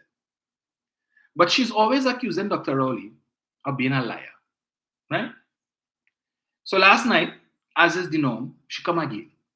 She come back with this inheritance tax stupidness, this dotishness about, and they bring in inheritance tax. You know what inheritance tax is? Me and my husband, well, we have a very nice house now, but we take 10 years to build that house. And people who used to be pastor in front will tell you they know it's 10 years we take to build that house. You are a lawyer. Your husband is a doctor. Well, it take 10 years to build a house. Right? 10 years. She said we build it chirrup, post by post by post, block by block. Yeah? You all remember when it is that Mr. Manning had challenged her with respect to how the house built in the parliament, she come with two old notebook with a set of dog hairs and to say, well, look, this is the notebooks here when we write down every time we buy a block, when we buy a length of steel, a bag of cement, we put it down. Yeah? She come with that. 10 years it take to build the house, but 6 months after you became prime minister, the house finished and it grew. It didn't only finish, it grew. Complete with helipad and all of that. In 6 months' salary as a prime minister, you were able to do all of that you couldn't do for 10 years on your salary as an attorney and your husband's salary as a doctor. Two of the most lucrative professions in this country take you 10 years. But in 6 months, finished just like that. Yeah? And we born last week. We came down the last shower rain. I tell you, PNM supporters, we need to work with our birth certificate in the back pocket. So anytime a UNC supporter come around to get that nonsense, tell them, look, you see the date of birth on this? I wasn't born last night. I ain't born yesterday, right? So move from me with that nonsense. We supposed to believe that. Yeah. 10 years, but in 6 months it finished and it grew, it gained interest. Yeah, she proud to boast now. We have a very nice house now. Yeah, a very nice house. Okay. I wonder if any of that 8 million that Jack Owner saved yet for Section 34 played that part. It's not me say so, it's Jack, and you didn't sue him. Right? You didn't sue him. After promising an avalanche of lawsuits. No lawsuit for that. Okay? And now we know the extent to which your government went to help out them fellas. So she talk about that. Yeah? It's a nice house that she have. And so they want now, so when it is that we die, that this her son will have to pay 25% tax on the value of the property. And so every little thing, you work hard to buy a little motor car, and then you die, and your family has to come and pay 25% of the value of that motor car in tax. And Rowley was frothing at the mouth yesterday, and he want to know who is my sources and where I get that from. And like a petulant little schoolgirl, I'm not telling you my sources, right? The media say you mustn't reveal your sources. So I'm not telling you my sources. We know what your sources are, Mrs. Pasad-Bissessa. SAUCES. And they go by the name Grey Goose and Forest Park. Those are your sources. Lies and deceit. Those are your 4 sources. There is no credible source that you could point to that told you. There is no document you could produce to say this is a fact. Because if that was the case, you would have put it up on the big screen long time. What is the UNC? Lie house. The UNC rumor mill, the propaganda room is the source for that. Yeah, that's why you will come up with this nonsense of rumor mongering, scare tactics. Because your supporters will run with that. The Minister of Finance has said it is a lie.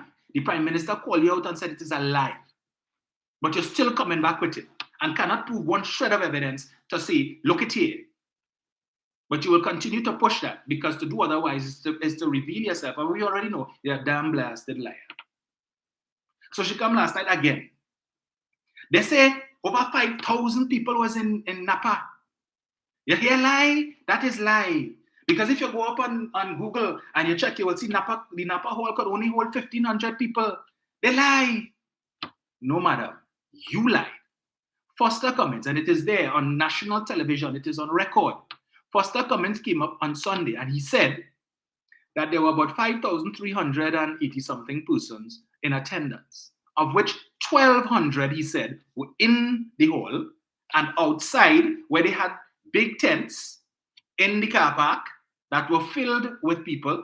And he gave a breakdown: the candidates, the delegates, the invited guests, the members of the executive, and supporters of the party, because they were taking a role when people come. You sign the form, right? So that your attendance is recorded. Madam, Foster Cummins never said that there were 5,000 people in the hall. And it is very easy to go back and replay it, and you will hear him say there were 1,200 people in the hall.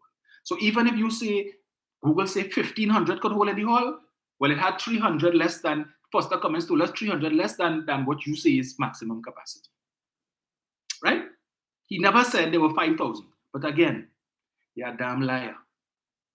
And you don't care that your lie could be exposed so easily. So she come again. And Rowley increased the price of flour by 33% this week. These wicked people. You know what's going to go up? The price of roti and the price of bread. Who here other than Peter Canhaido eat flour? Yes, everybody does eat flour and the price 33%, man. They wicked, Rowley. So I decided, let me go up and search for this because I didn't hear this. I went on Facebook to type in to see if any of the news outlets post up anything about a 33% increase in flour. I didn't see it. I went on Google. I didn't see it. I went on Yahoo. I didn't see it. I went in Safari. I didn't see it. You know what I saw? That on the 26th of June, 2022, 1 year ago, flour mills increased the price of flour by 33%. 26th of June, 2022, not 2023. So I don't know if some clown pull up that, and as normal, they give it to her to read. And what's the thing? No fact check. You run up on the stage, think because you don't have nothing to talk about. So you come to talk about that and say, Rowley, as a former prime minister, she must know the prime minister has no control over that. The prime minister can't pick up the phone and call flour mills and Nutromix or whoever it is and tell them, increase the price of flour by 33%. But Rowley increased the price of flour. Right? Last year, the 26th of June 2022, I sincerely hope that these flour mills will put out a release, if in fact they have not increased the price of flour by 33%, that they will put out a release informing the population that contrary to what Kamala Persad-Bissessar would have said, that is not true, right? And expose her as a liar. I sincerely hope that they do that, right? But we will wait to see. But you will come and lie and say that bold-facedly. No fact check. It was like when that time she embarrassed herself a few months ago when the Heliconia Foundation was having a symposium or a seminar to inform persons about land tenure and that sort of thing. And same kick out the PNM, doctored the flyer and put, come if you attend the seminar, it's a seminar on land grabbing and how to get away with it. And somebody sent that to her. And she come up on the thing and look, these people so bold-faced and shameless. They sent out a flyer inviting you to a seminar on land grabbing and how to get away with it. Yeah? And all kind of thing. She bump up, she come, and then somebody pass her a piece of paper and say, that's not real. That's just satire. That's satire. The shame on her face now. And she's like, but my message remains the same. Yeah, that's what they want to do and put apart and all kind of. This is the same thing. Even in the face of hardcore evidence showing you what you're saying is not true. Even in the face of evidence that what you're saying is a damn lie, you're still trying to find a way now to make it the truth. So you come, I am not exposing my sources. You have no sources, madam, because it is untrue. The government is not looking to implement or impose any inheritance tax. That is totally untrue. But your supporters will run with that. Yeah? They will run with that because you say so. And even in and then here I said, whenever it is anybody in the PNM debunk it, especially the Prime Minister or the Minister of Finance, she's like, yeah, but and Rowley say he wasn't closing Petrotrin, and he said he wasn't bringing property tax. Lie.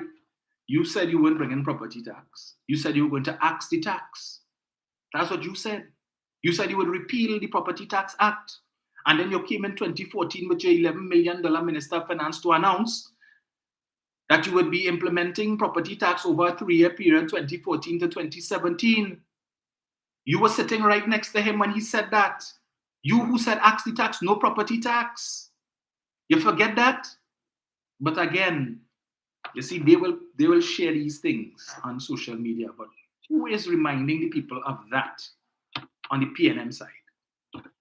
Who is reminding the people? Why is that clip not on constant rotation? Why am I not seeing that clip jumping up in my face all the time, every time I go on social media? To remind the people, so that they can see what a liar Mrs. Persad-Bissessar is. That she cannot be trusted. $3,000 pension at age 60, old age pension across the board. When you reach 60, you're getting that. Night after night, platform after platform, speaker after speaker were repeating that. And people gave them their vote for that. And after the election, they come and say it was a misprint. You don't know nothing about that, and we never say that. But Keith Rowley is a liar. And the amount of lies that Mrs. Persad-Bissessar told in that few minutes that I saw, I am inclined to go back and listen to her entire speech to see how many more lies she told before I tuned in. And this is the person who's telling you she's the prime minister in waiting, that has to rely on subterfuge and dishonesty to get votes. And that is why I can't support that party. Because what they are doing is shaping the minds of the future leaders of that party to do the same thing, to be liars. You want to hear lie? Listen to Saddam. You want to hear lie? Listen to Jayanti. Listen to Khadija Amin. I don't know what it is Anita Haynes still doing there. Shame. There's only shame that she's still there. So I can't need to have a conversation with her. She might be the only, well, let me not go down that road. Because integrity and the UNC, oxymoron. It don't gel at all. It does not. she went to talk about this Petrotrin thing. And before I open the lines, let me touch on that. I need to touch on that. And I'll probably revisit this in detail at another time. This narrative that the UNC likes to push, that Petrotrin was doing so well, and that at the time that it closed down, they were making profits and all of that. Right? That is the narrative they like to push. And the supporters selling you that loo. Okay?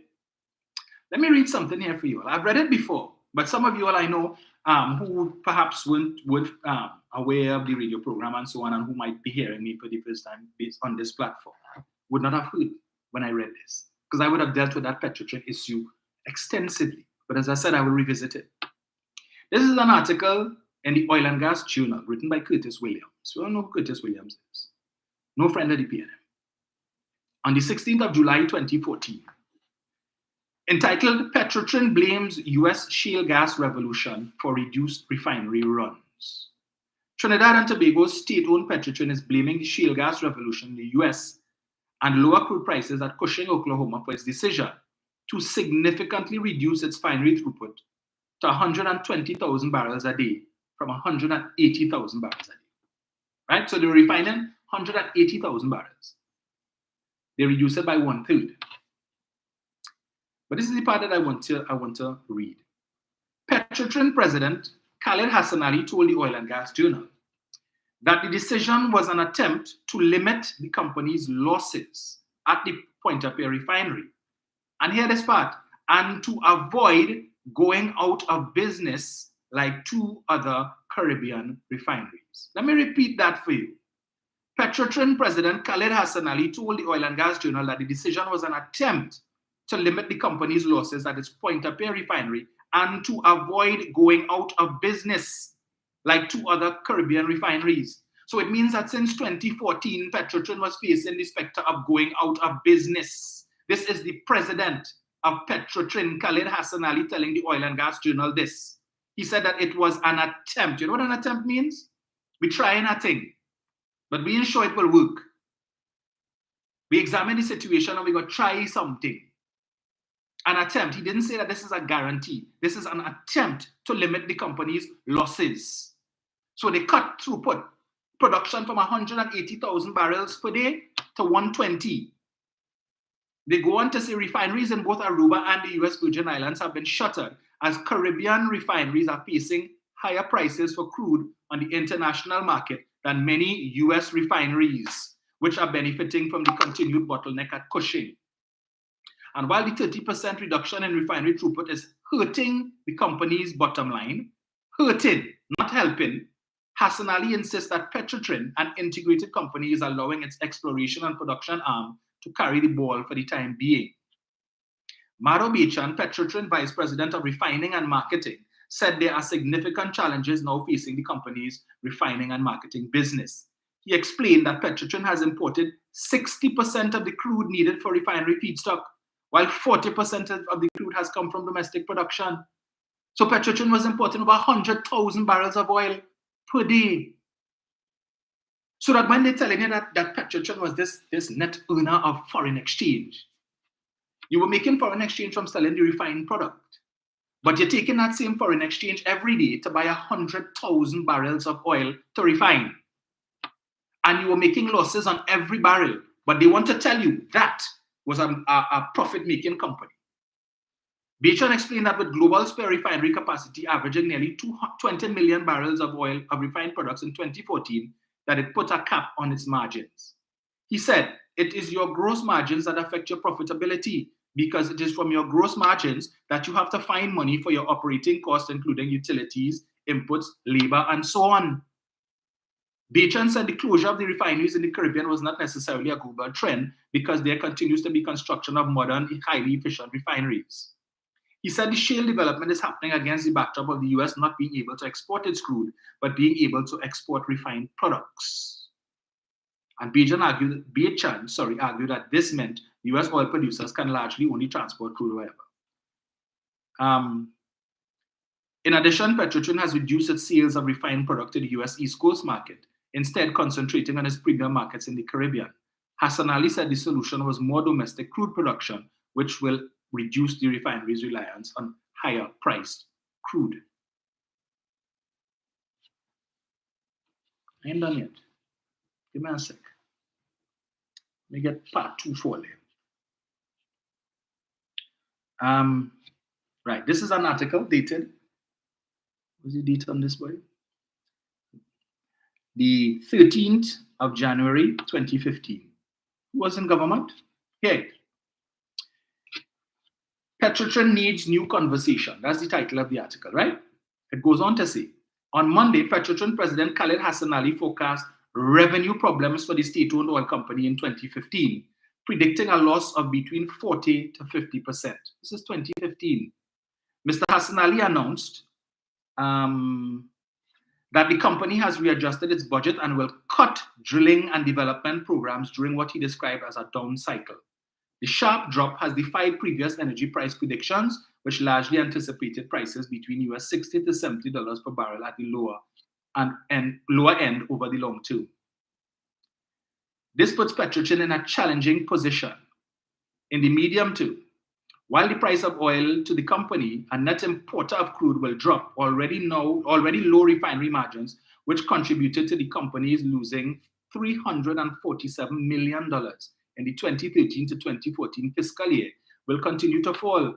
But none of this should have been a surprise to Petrotrin, which, along with the Ministry of Energy and state-owned NGC, represents the management troika that pulls the nation's mainstay energy business along.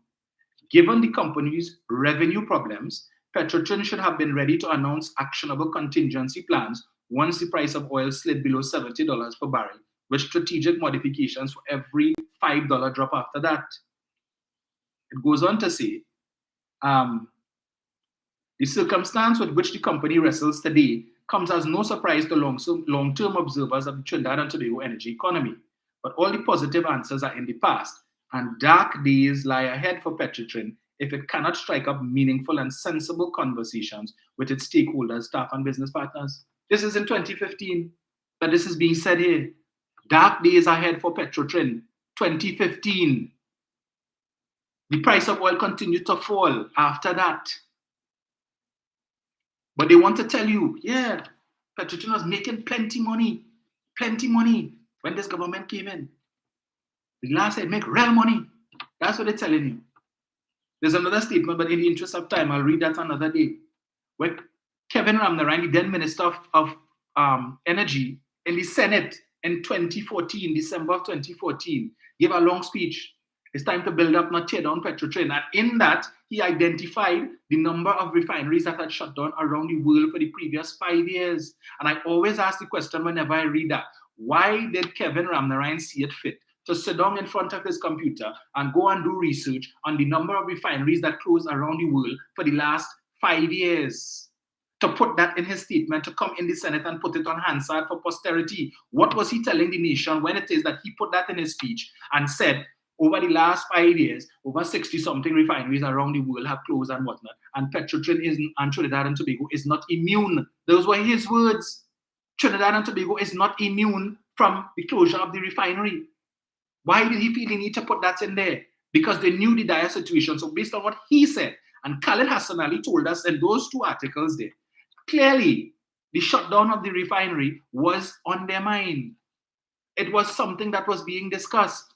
But you know what? They were prepared to kick the can down the road, hoping to win the election in 2015, and then we go deal with that between 2015 and 2020.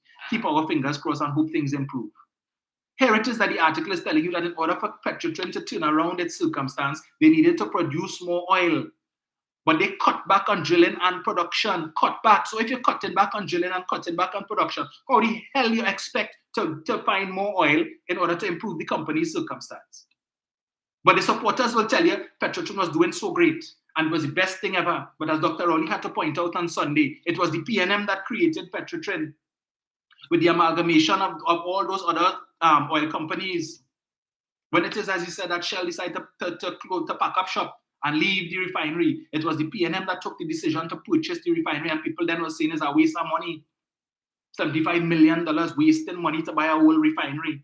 The same refinery that they want to cry that, I know, the PNM always closing down thing. It's the PNM that created Petrotrin. It was the PNM that created Currently 1975 Limited, again, as the Prime Minister told us on Sunday, but the amalgamation of Tate and Lyle and these other companies.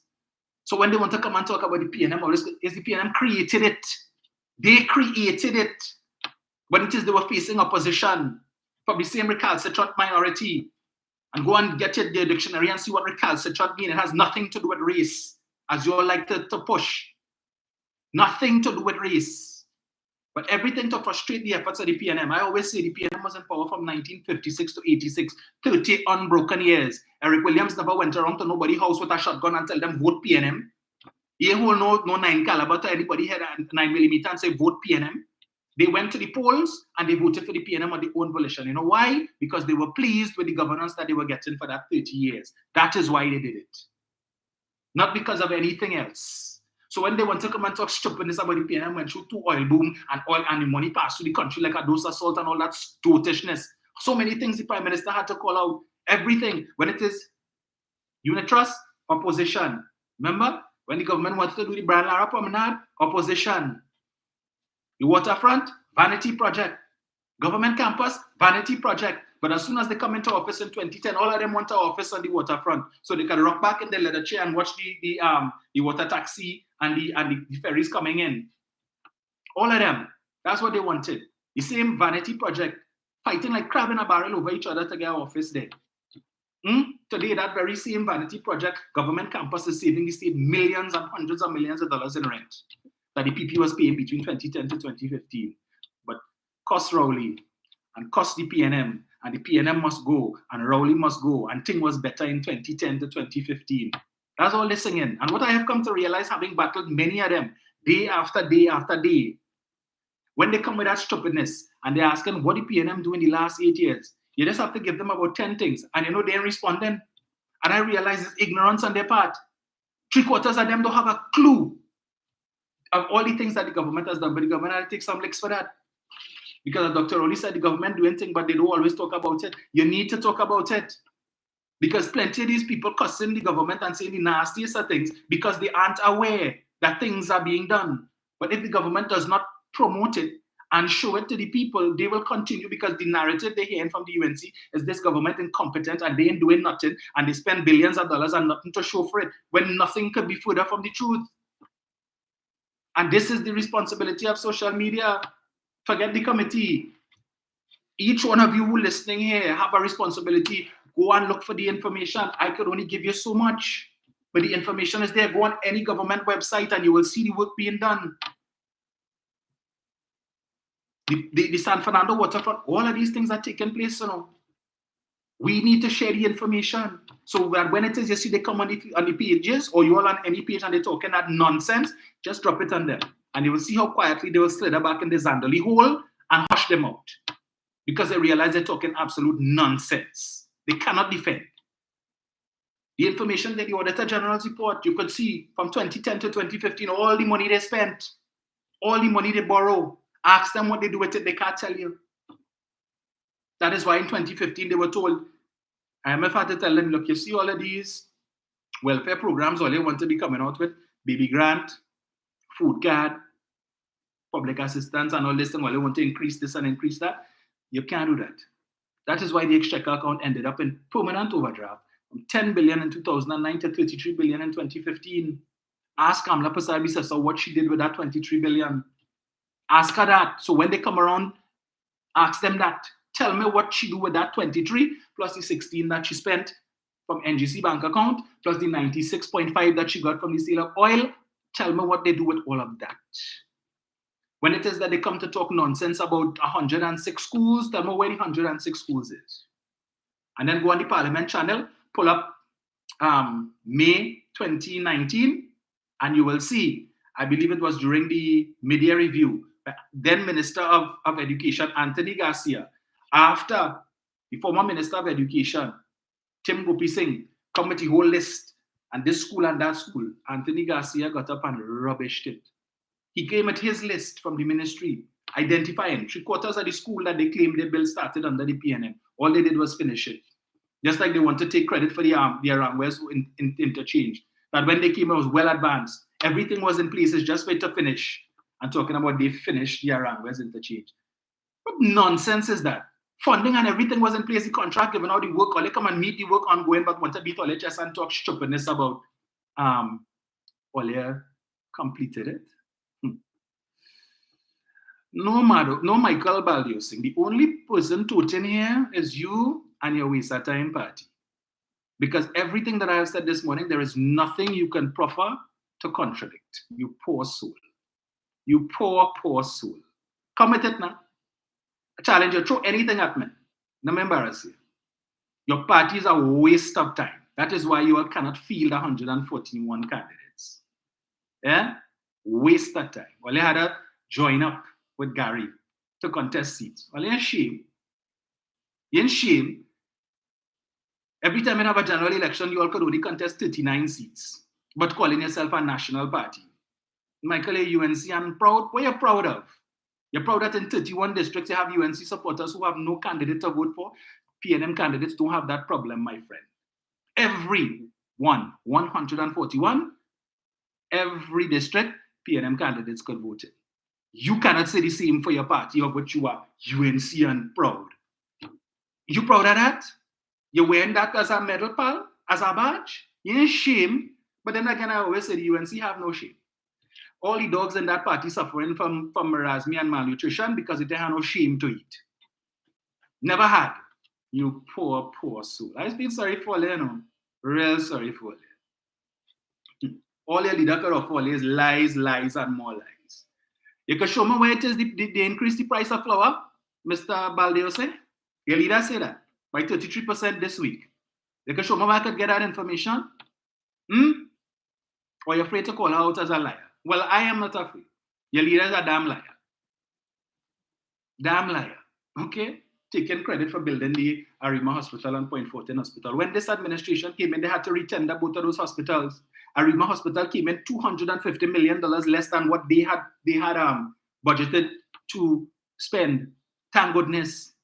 $250 million less. I know Munilal jump up and say, well, it must cost less because they changed the scope of works. Well, if they change the scope of works and that hospital looking like that, well then, I tell you, change the scope of works and everything. Everybody who has gone to that hospital, who I know, tell me, if you see it, yeah, $250 million less. QREP interchange, $300 million less. Over $1.5 billion saved on projects. President's House, $80 million less. NAPA, $80 million less. They tell us $100+ million to fix the problems. This government do it for 20. Hence the reason we were able to have our special convention at NAPA on Sunday. Let's see any problems there? It had any problems there, Mr. Baldiosing, that required $100 million, as the minister in your government said what it would cost? So they were to do it for 20 and thief the next 80.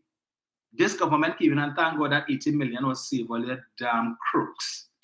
Crooked, more crooked than Miss Howard Cat. Well, in shame. Look, let me open the lines for listen at my pressure here this morning. As I said, I have plenty more to read there, but in the interest of time, let me do this thing here. And for all you know, Mr. Baldiosing probably living in one of them districts that don't have a UNC candidate. Poor soul. Well, go and vote for NTA, MND. Put on your blue jersey. Shameless, eh? I have a PNM candidate to vote for. You have a UNC candidate? Ah, boy. You're good, we? Yes, Nigel, they just jump on and then when they start to jam them, they gone. You blocking all, yeah? Come true. Shameless. Listen, let me get this here.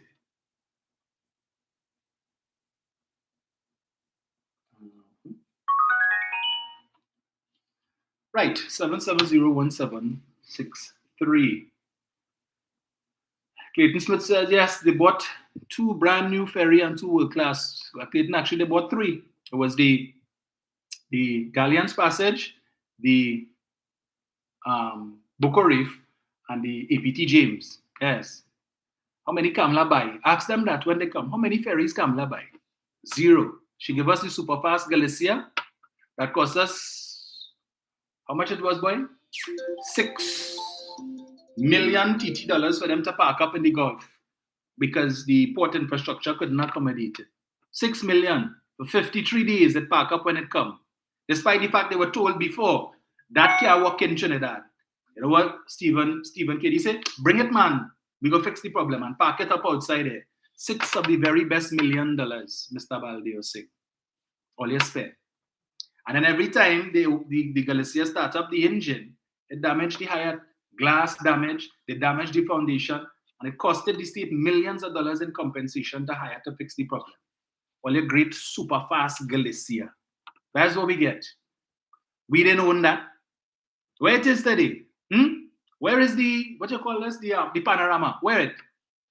The same panorama that in March of 2010, these people come to buy it. They offer Mr. Manning 300,000 US. Mr. Manning say thanks, but no thanks. All right? Don't let it hit you. Don't let the door hit you on your way out. As soon as the PP, when they come back in August, 300,000 US, Kamala says sold to the highest bidder. Take it, 300,000 US. Today it's sailing in Greece. Repurposed, right? Yes. Fix up looking nice. Yeah. I'm going to play that video for you probably on Tuesday. Well, you can't see it, but you're going to hear it. Looking nice. 300,000 US is what Kamala sell it for. Because she bright. And that's the kind of good governance all you like. Hello, good morning. Hey. Hello. Hello, Dominic. How are you? Yes, sir. Morning. I am good. Join your program.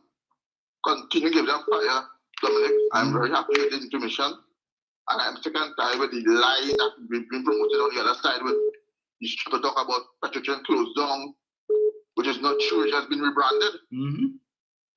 Just like TTT, NCBN, just like the UNC, that used to be called DLP in the data capital, correct?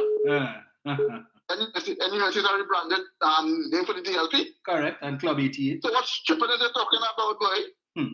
We started. Also, our next thing too, I cannot, this inheritance tax, we really had to go on a massive cabinet and people that the government not bringing no inheritance tax. That is one of the biggest lie that they ever encounter, boy. Correct.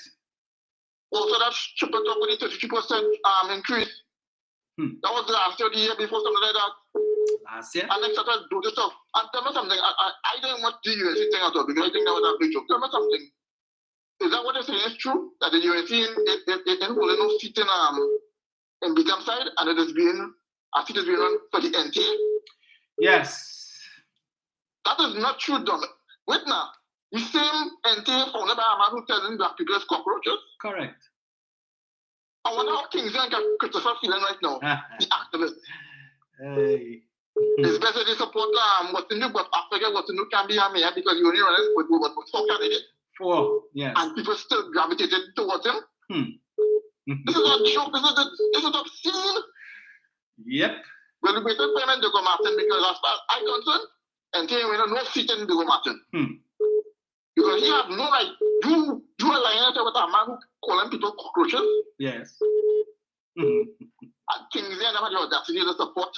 Well, I was going to see Kingsley and Christopher and all them so-called people from the ground court who gravitated and rally around those candidates in Port of Spain. I waiting to see that if they go stay their finger for the man who called them black people cockroaches. Exactly. I want to see what got Christopher will do. I waited to see. I waited to see. Yeah.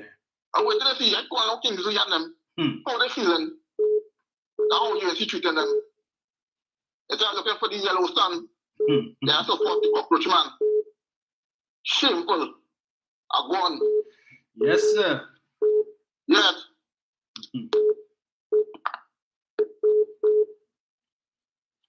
Right. 770-1763.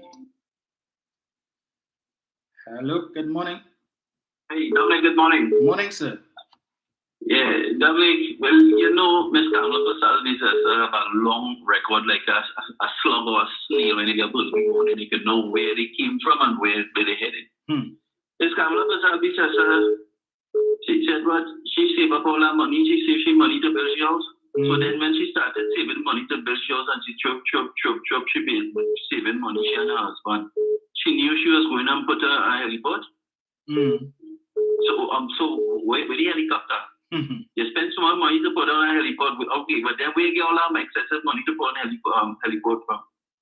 But you see, if we can get Mahmoud to come back from Panama to go and sit down and give answer questions to the police, and then get him to go in the courtroom, we go know what's going on with Kamala Prasad, the assessor. That is why they're hiding him. Yes. He's the main man to unravel all these set of things that are happening. Because you notice the shielding Kamala Prasad, the assessor, the Choya fella, Munilal, and the 2 hours and all of them. But I just always say them cannot do all them things without the blessing of Kamala Prasad, the assessor, as a political leader. So it's hard to move her. Based on how the UNC's constitution is set up, it's very hard to move her. But you know what they're doing? They're killing that party by the time they come with escalator and Kosals and them, they come with a big escalator and big thing and big jackhammer and all kind of thing. By the time they get you up at the seat of the building, the whole thing mash up, the whole foundation mash up. Deep inside down there, you know. And then she told her councillors and then, do not go and sit down and talk with Rowley and them, and Dr. Rowley and Ferries was going through with them to let them know about the constitutional reform and what is required by them with the new law. She told them not to go. So all of them who they inside, they know what the hell they're going to do when they go down inside. Right? They know nothing. So when they come around, you're asking them for your vote, and you're asking them certain questions they can't say because you know why? They don't know. Yes. And then if them could take her word, what about me? What about me? I live in the constituency, and I tell them, look, listen, you see that drain in front of my house there for the longest while that's stagnant water, and I wanted no thing like we getting good water here, but you had to fix down the road so the water to run off, and it. So when they're telling me that when Kamala, they got died in mother and all kind of thing, and she said no. What I'm doing? Because they will have to put she first. When they come to serve, so they come to see what our needs in the community. Because the drain have to run in front of me, not just when go hang up my house, it will hang up the people at them thing in the area. It come like they want to end down in Barrack 4. She caused the thing to stop. So the councillors them cannot respond to the bad roads. But here what? When the ministry picking up the slack to come and fix the road and sending equipment and the trucks and them to the contractors to come and fix it. Just tuning the fellas and them don't come and fix it. We don't want that kind of road. We want this, we want that. Beggars can't be choosers. Yes. Because where is all the representatives? Where is all the representatives who only went and stain all the finger for? Going and stain all the finger at them for again. Only getting poor representative and they just passing up and only everything is wrong. Well, now as they collecting the money, we'll be watching them like hawks. Because the money that's been paid through the taxes, while they spend on all the and all the UNC budgets and them have some sort of corruption allegation against them. That will be all their business because when they thief all their money, and most of them on squatters' land and all kind of thing, land, they don't even properly regularize to pay land and building tax, but they want to talk about people in Lavantil. And that's all they tell them. People in Lavantil have been paid taxes ever since before PNM come into governance, you know. When it had the governor who was under the English rule here, people in Port of Spain was paying the land taxes to the crown. But all they know, they go up the squatter land over 25, 30 years old, I think they claim the land or everything. You put nothing on papers to be documented. Now that you all getting that, so now you have a piece of paper to say that's all you know, is all you want a property tax. I don't know how all you want to live. I want to know where the government going to get finances from. You know, I was a poor one in the place where it was, they calling me and telling me, oh, PNM tax. After that, I said, okay. Well, Kamala Prasad, the assessor, she was doing it in reverse because she told BP and them don't pay no taxes. Don't pay taxes, don't do that, no new taxes, no nothing. But where she was getting revenue from? I said, you see how she ended up having to pay over $60 billion and climbing? You see why she used up all the money in MGC? Because she's looking for money all over the place and thing. And now she's telling me when she gets back into power, the unused money from where? From inside Unitrust and things, she want to go and play. Hell no. Hell no, that's people money, like people savings inside it, people put in the savings, you want to go and use unspent balances to go and take it up again and then still tell me, she go and ask taxes. Ask this tax, ask this tax. And the only reason why she want to ask the property tax because you see these clauses in things with the beneficiary owners, a lot of them tend to lose big time with that because they have to watch land that they have here, there, and everywhere, leave it just so, or let somebody else pay it up. And take it all. You will have to explain how they get it. And if you can explain how you get it, I think not the revenue now is going into the new system that they're going to put in place. Because people not paying taxes, people will be complaining to a crowd about I pay tax. And my tax money, most of them ain't even working for over 7,000. And most of these small businesses, like the doubles and the small parlors and them things, they don't pay tax. But they're the first one to complain. And people like me, when I had to see when at the end of the month, what kind of 45, 47, sometimes it was 1 month, $1,000 coming out of my salary. I seen that paying somebody else's salary that been from somebody who, working for the government or whatever it is, 2-3 people from URP or some kind of thing. And I doesn't mind for that. But you see, when I hear people complaining and about this, that, and they want this, they want that, they contribute nothing to the couple, and then complain to everything, it has dried me up a wall, boy. And so, and people like Kingsley and all of them, and them, want to sit on a block or whatever thing, and get the money that's stolen from the treasury into the party and give it them to do with Farley talking about. Well, Farley explained it. If anybody didn't know about how that system works with Kingsley and them doing, listen to what Farley and them was saying in English.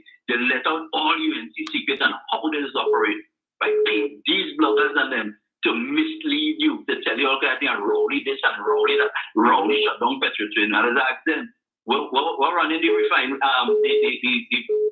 the thing of being a ghost. I said the new company making billions now when Petrotrin are losing the billions. I can talk more and more, but I've got to leave room for other people to talk again. Thank you. Thank you, sir.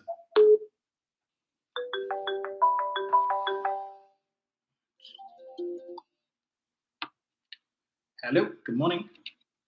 Hi, morning, Dominic. Morning, Jen. Can you hear me clearly? Yeah. Yeah, using another device this morning. Morning to all those who are locked on to the best radio internet program on mornings. Facts with Dominic. I know I'm saying it the wrong thing, but it has facts in it. We talking about we voting PNM. And I'll tell you why it's important that we have to vote the People's National Movement.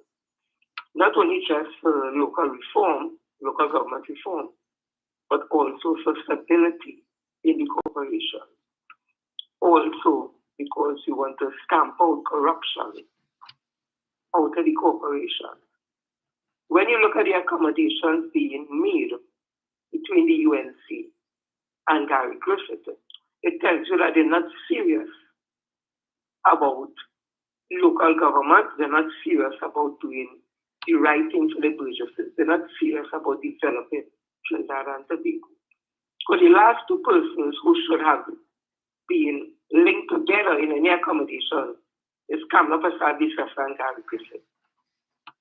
And just the main fact that they are, it tells you the type of persons that they are. They have no substance, they have no class, they have no morals, they have no ethics. It's simply about coming together to get rid of the PNM. And anytime they do that, they never last. You saw it in 2010. The whole country was abuzz with this People's Partnership, all these small parties coming together to remove the People's National Movement. And before the 5 years was over, all the small parties, even the largest one, COP, came to note and we saw what happened.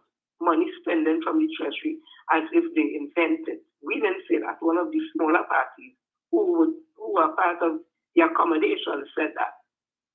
They went on to say Abdullah was a small party, also went on to say Kamla corrupt.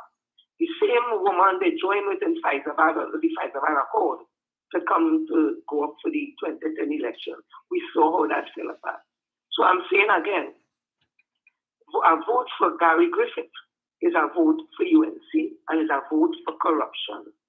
A vote for PDP is a vote for UNC, a vote for Gary Griffith, and corruption. A vote for any other party other than the People's National Movement is a vote for corruption. It's a vote for keeping our country backward. It's a vote against property tax. At Kamala herself in 2010, when she voted, she $10 million man from Citizen Bank, Larry Hawaii, as Minister of Finance. He worked out a formula to pay the same property tax that was supposed to be implemented by 2017. So the property tax that the PNM is speaking about is nothing new, and it's something that was sanctioned by the same UNC who today is now saying it's wicked and evil and bad and oppressive. So again, I'm saying to people, thought you want your thought, you know, but go and vote the People's National Movement. Otherwise, we'll continue in the corporation, Sandy Grande Corporation in corruption, Princess Stone Corporation in corruption, Shagona Corporation in corruption, Princess Stone in corruption, Superior Davy in corruption, Miara Rio Claro in corruption. If you all continue to allow the UNC and all your incarnation and the joining up together to get in this corporation. Before I go, I watched Gary Griffith in his launch there with his candidate. And he looking uncomfortable. In my mind, I'm saying, you know, he must be looking uncomfortable because the light on wasn't on him. It was on the candidates. And he has to have the light on him. And if the light is shining on him, he don't know what to do. So that's what I'm saying. The rigors of election, if he's a leader of a party, he will be able to stand because the light will not be on him. The light will be on the people who we putting up in this corporation. And that is a bitter pill he can't deal with. And so what Solomon could not know already is pure games and games. So people again, vote for the People's National Movement. Tote all they want to tote. You could tote your bag and all. You could tote your handbag. You could tote Tanti, Fauci, then whoever you want to tote. But please, vote People's National Movement come August 14th. Don't play with the corporations.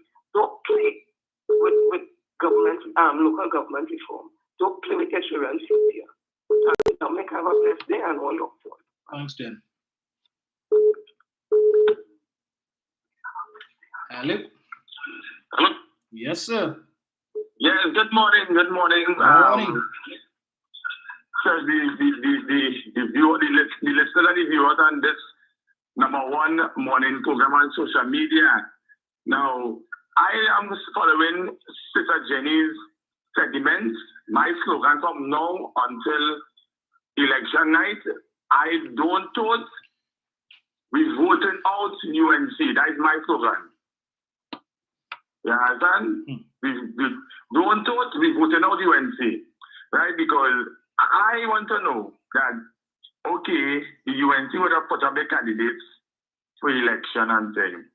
But why you would have hid all your candidates from the general public, right? Really get a feel or understanding of who they're going to represent them, right? Because I was home here last night and I also told my family, I said all of these people who Kamala put back there have corruption under their name. Every single one of them. The one from down San Francisco, the chairman, Donald Miro.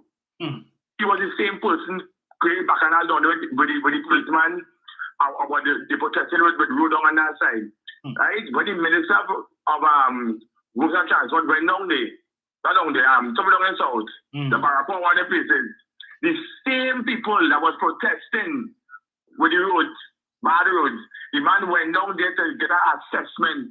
They run the minister of Roads and Transport down there, and then now when they're coming back to want to complain about the road bad and the road bad, it's all they're causing the problem in the road. People keep burning the road. What do you expect? But then again, that is UNC style of politics. You understand? And I have to say, Dominic Fargo, this election, we have to treat it like a general election because they say over the years, the local government have been the lowest of low in terms of proposals. But to me, I think this year, Dr. Rowley and the PNM would have set the bar and the standard high. So people come out, do what you have to do.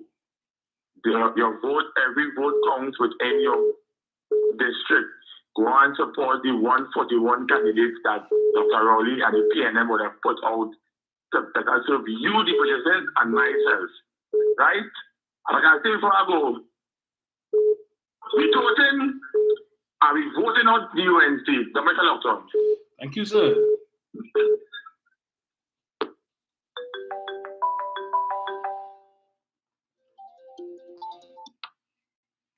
Hello, good morning. Good morning, Dominic. Yes, sir. Dominic, I agree with Eric there. I noticed that some of these candidates at the UNC screening, if they have a screening candidate, is basically personalities. And I'll give an example. That lady that who is said to be the widow of the diver who thing. I think they just put her in because of sympathy votes, you know. Yes. That's how I see it. Also, there are some questionable characters there too. I don't know if you're following the cabal page, but I've seen characters in certain areas, certain seats. Some of these characters are them.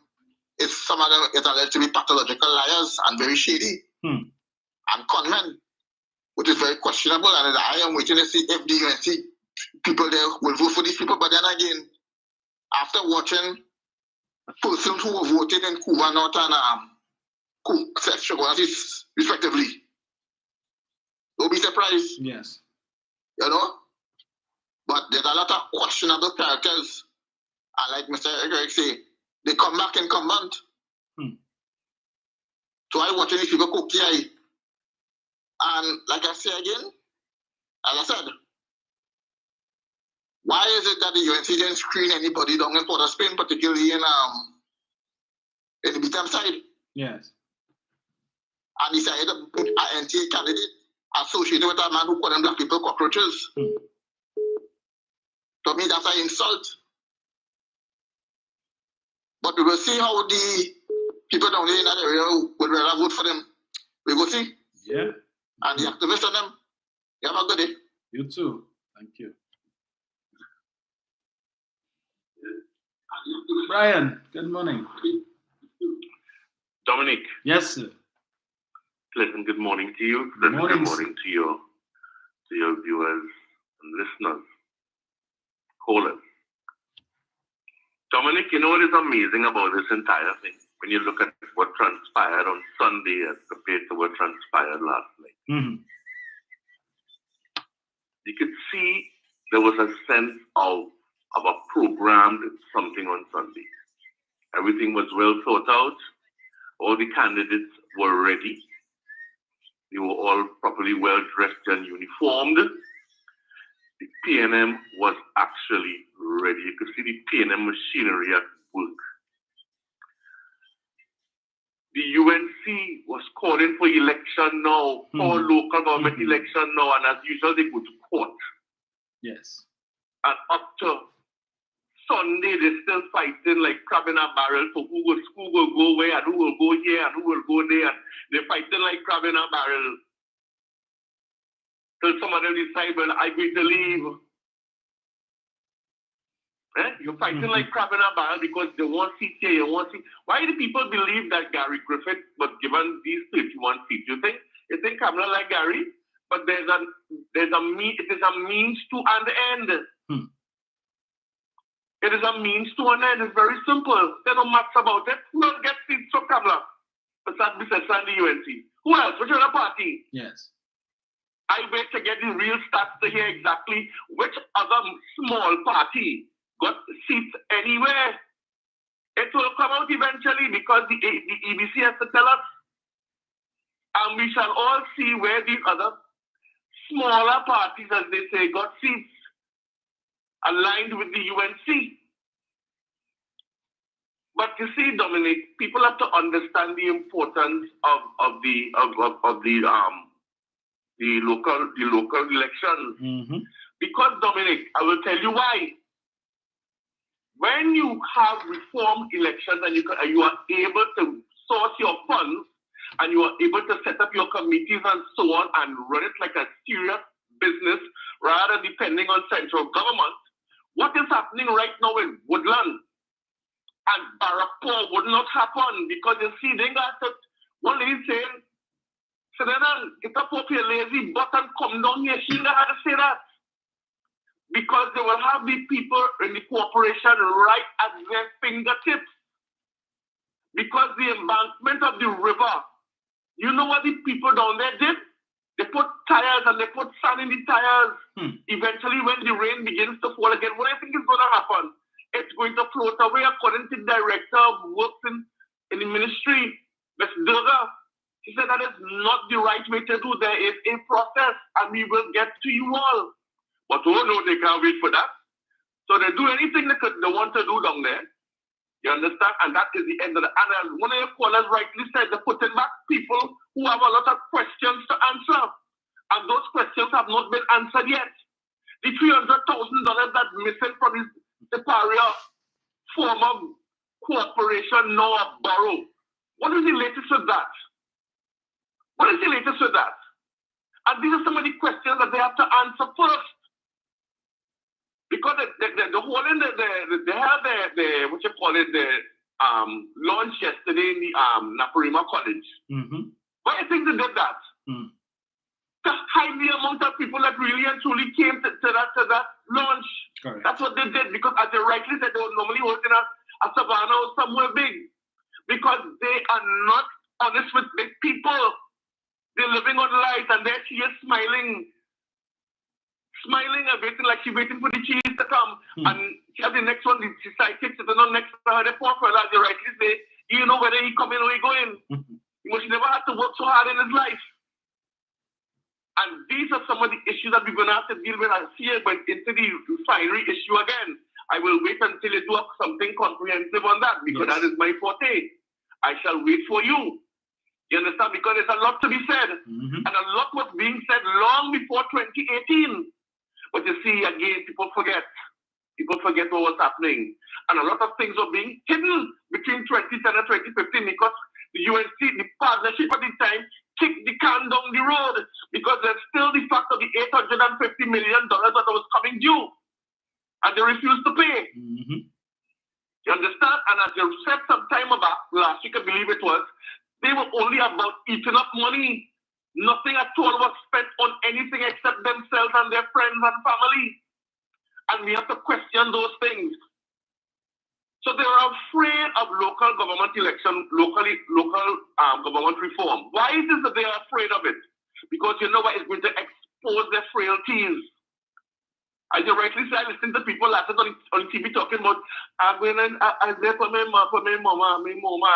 That is the reason why you're going up for election. Yes. What are you going to do to help the Burgesses in your area that you're going to represent? What is you going to do? How are you going to help them?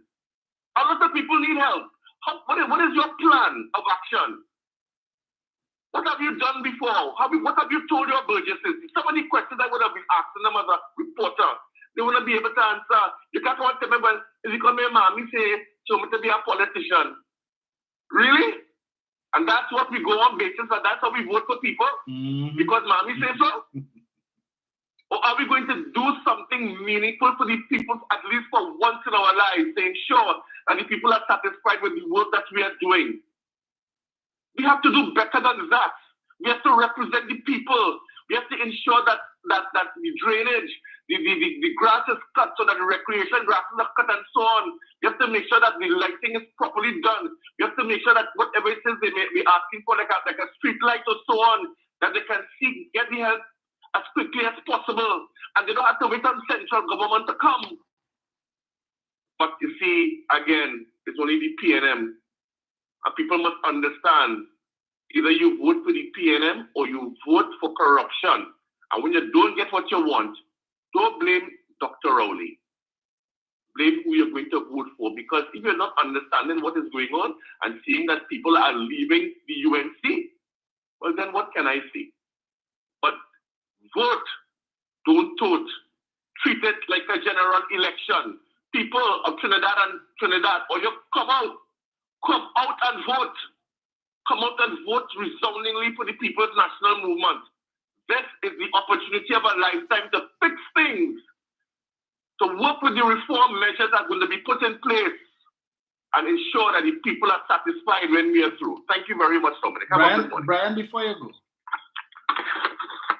Oh, he left. On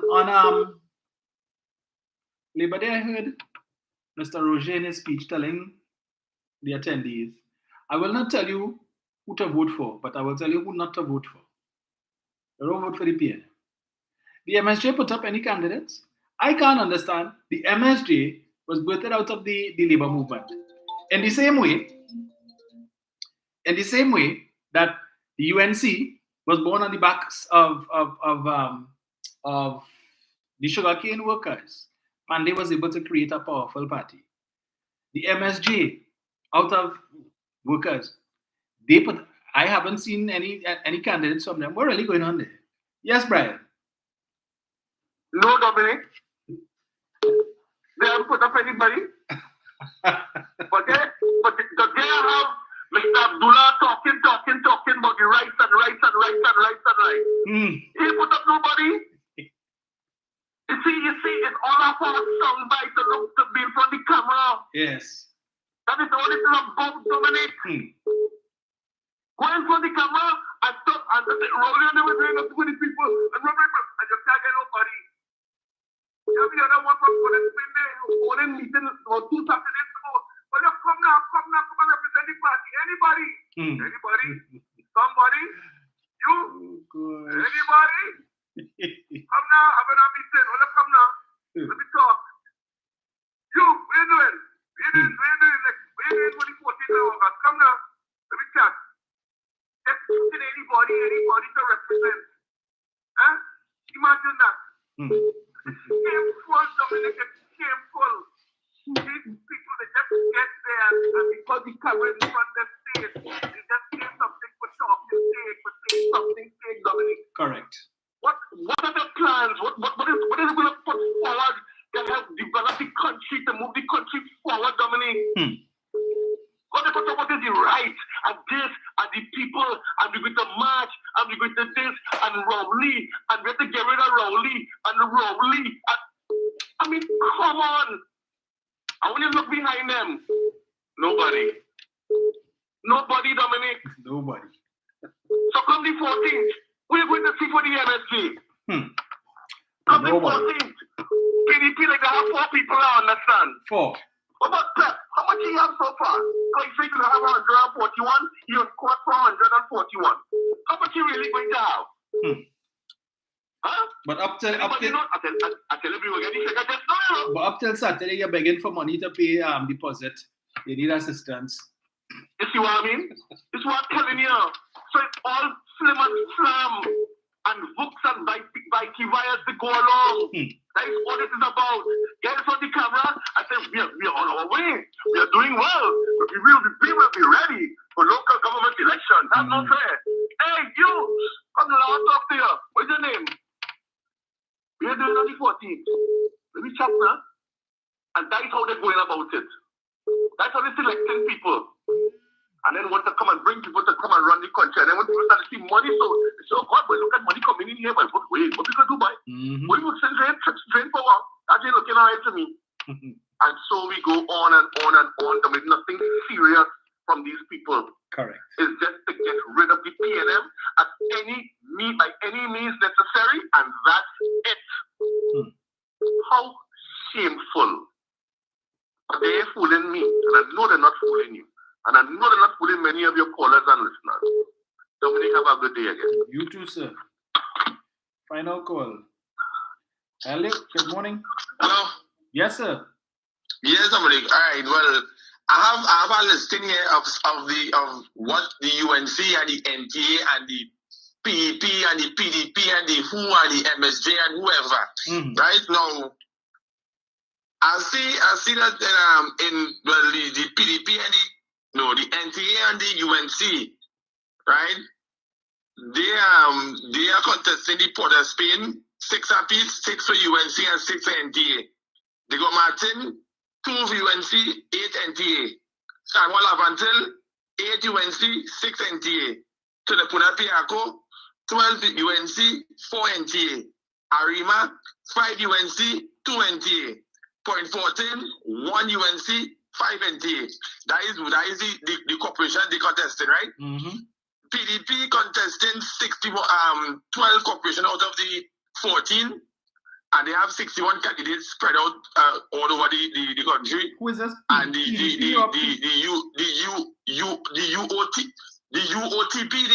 Farmers Party there. Right, so it's PEP, right? They are just contesting the Sawan Lavandale area. Right? We have it's PEP, you said, right? Yeah, PEP. Okay. PEP. That is the photoshopping everybody party picks party. Right? And then we have the PDP. The PDP party contesting the 17 seats in Port of Spain, the 8 in Lavandale, Sawan Lavandale, 4 in Grandy, 3 in Petrotrin, and one apiece in Penal DB and Petrotrin. This is MSJ only fighting PDP? in point 14, only the 6 seats in point 14, and that's basically it. So that is the whole trend that the opposing party trying to do to split all PNF votes within the Port of Spain stronghold. The 7 stronghold I call Port of Spain, the Martin, Sawan Lavandale to the Punari, Rima point 14. That is the whole modus operandi right now. So that way it stands. But people, don't be daunting. Go out there and show them that what PNM does. Do the right thing, make the right choice, and vote for your PNM candidate within those districts. Dominica Lockdown. Thank you, sir.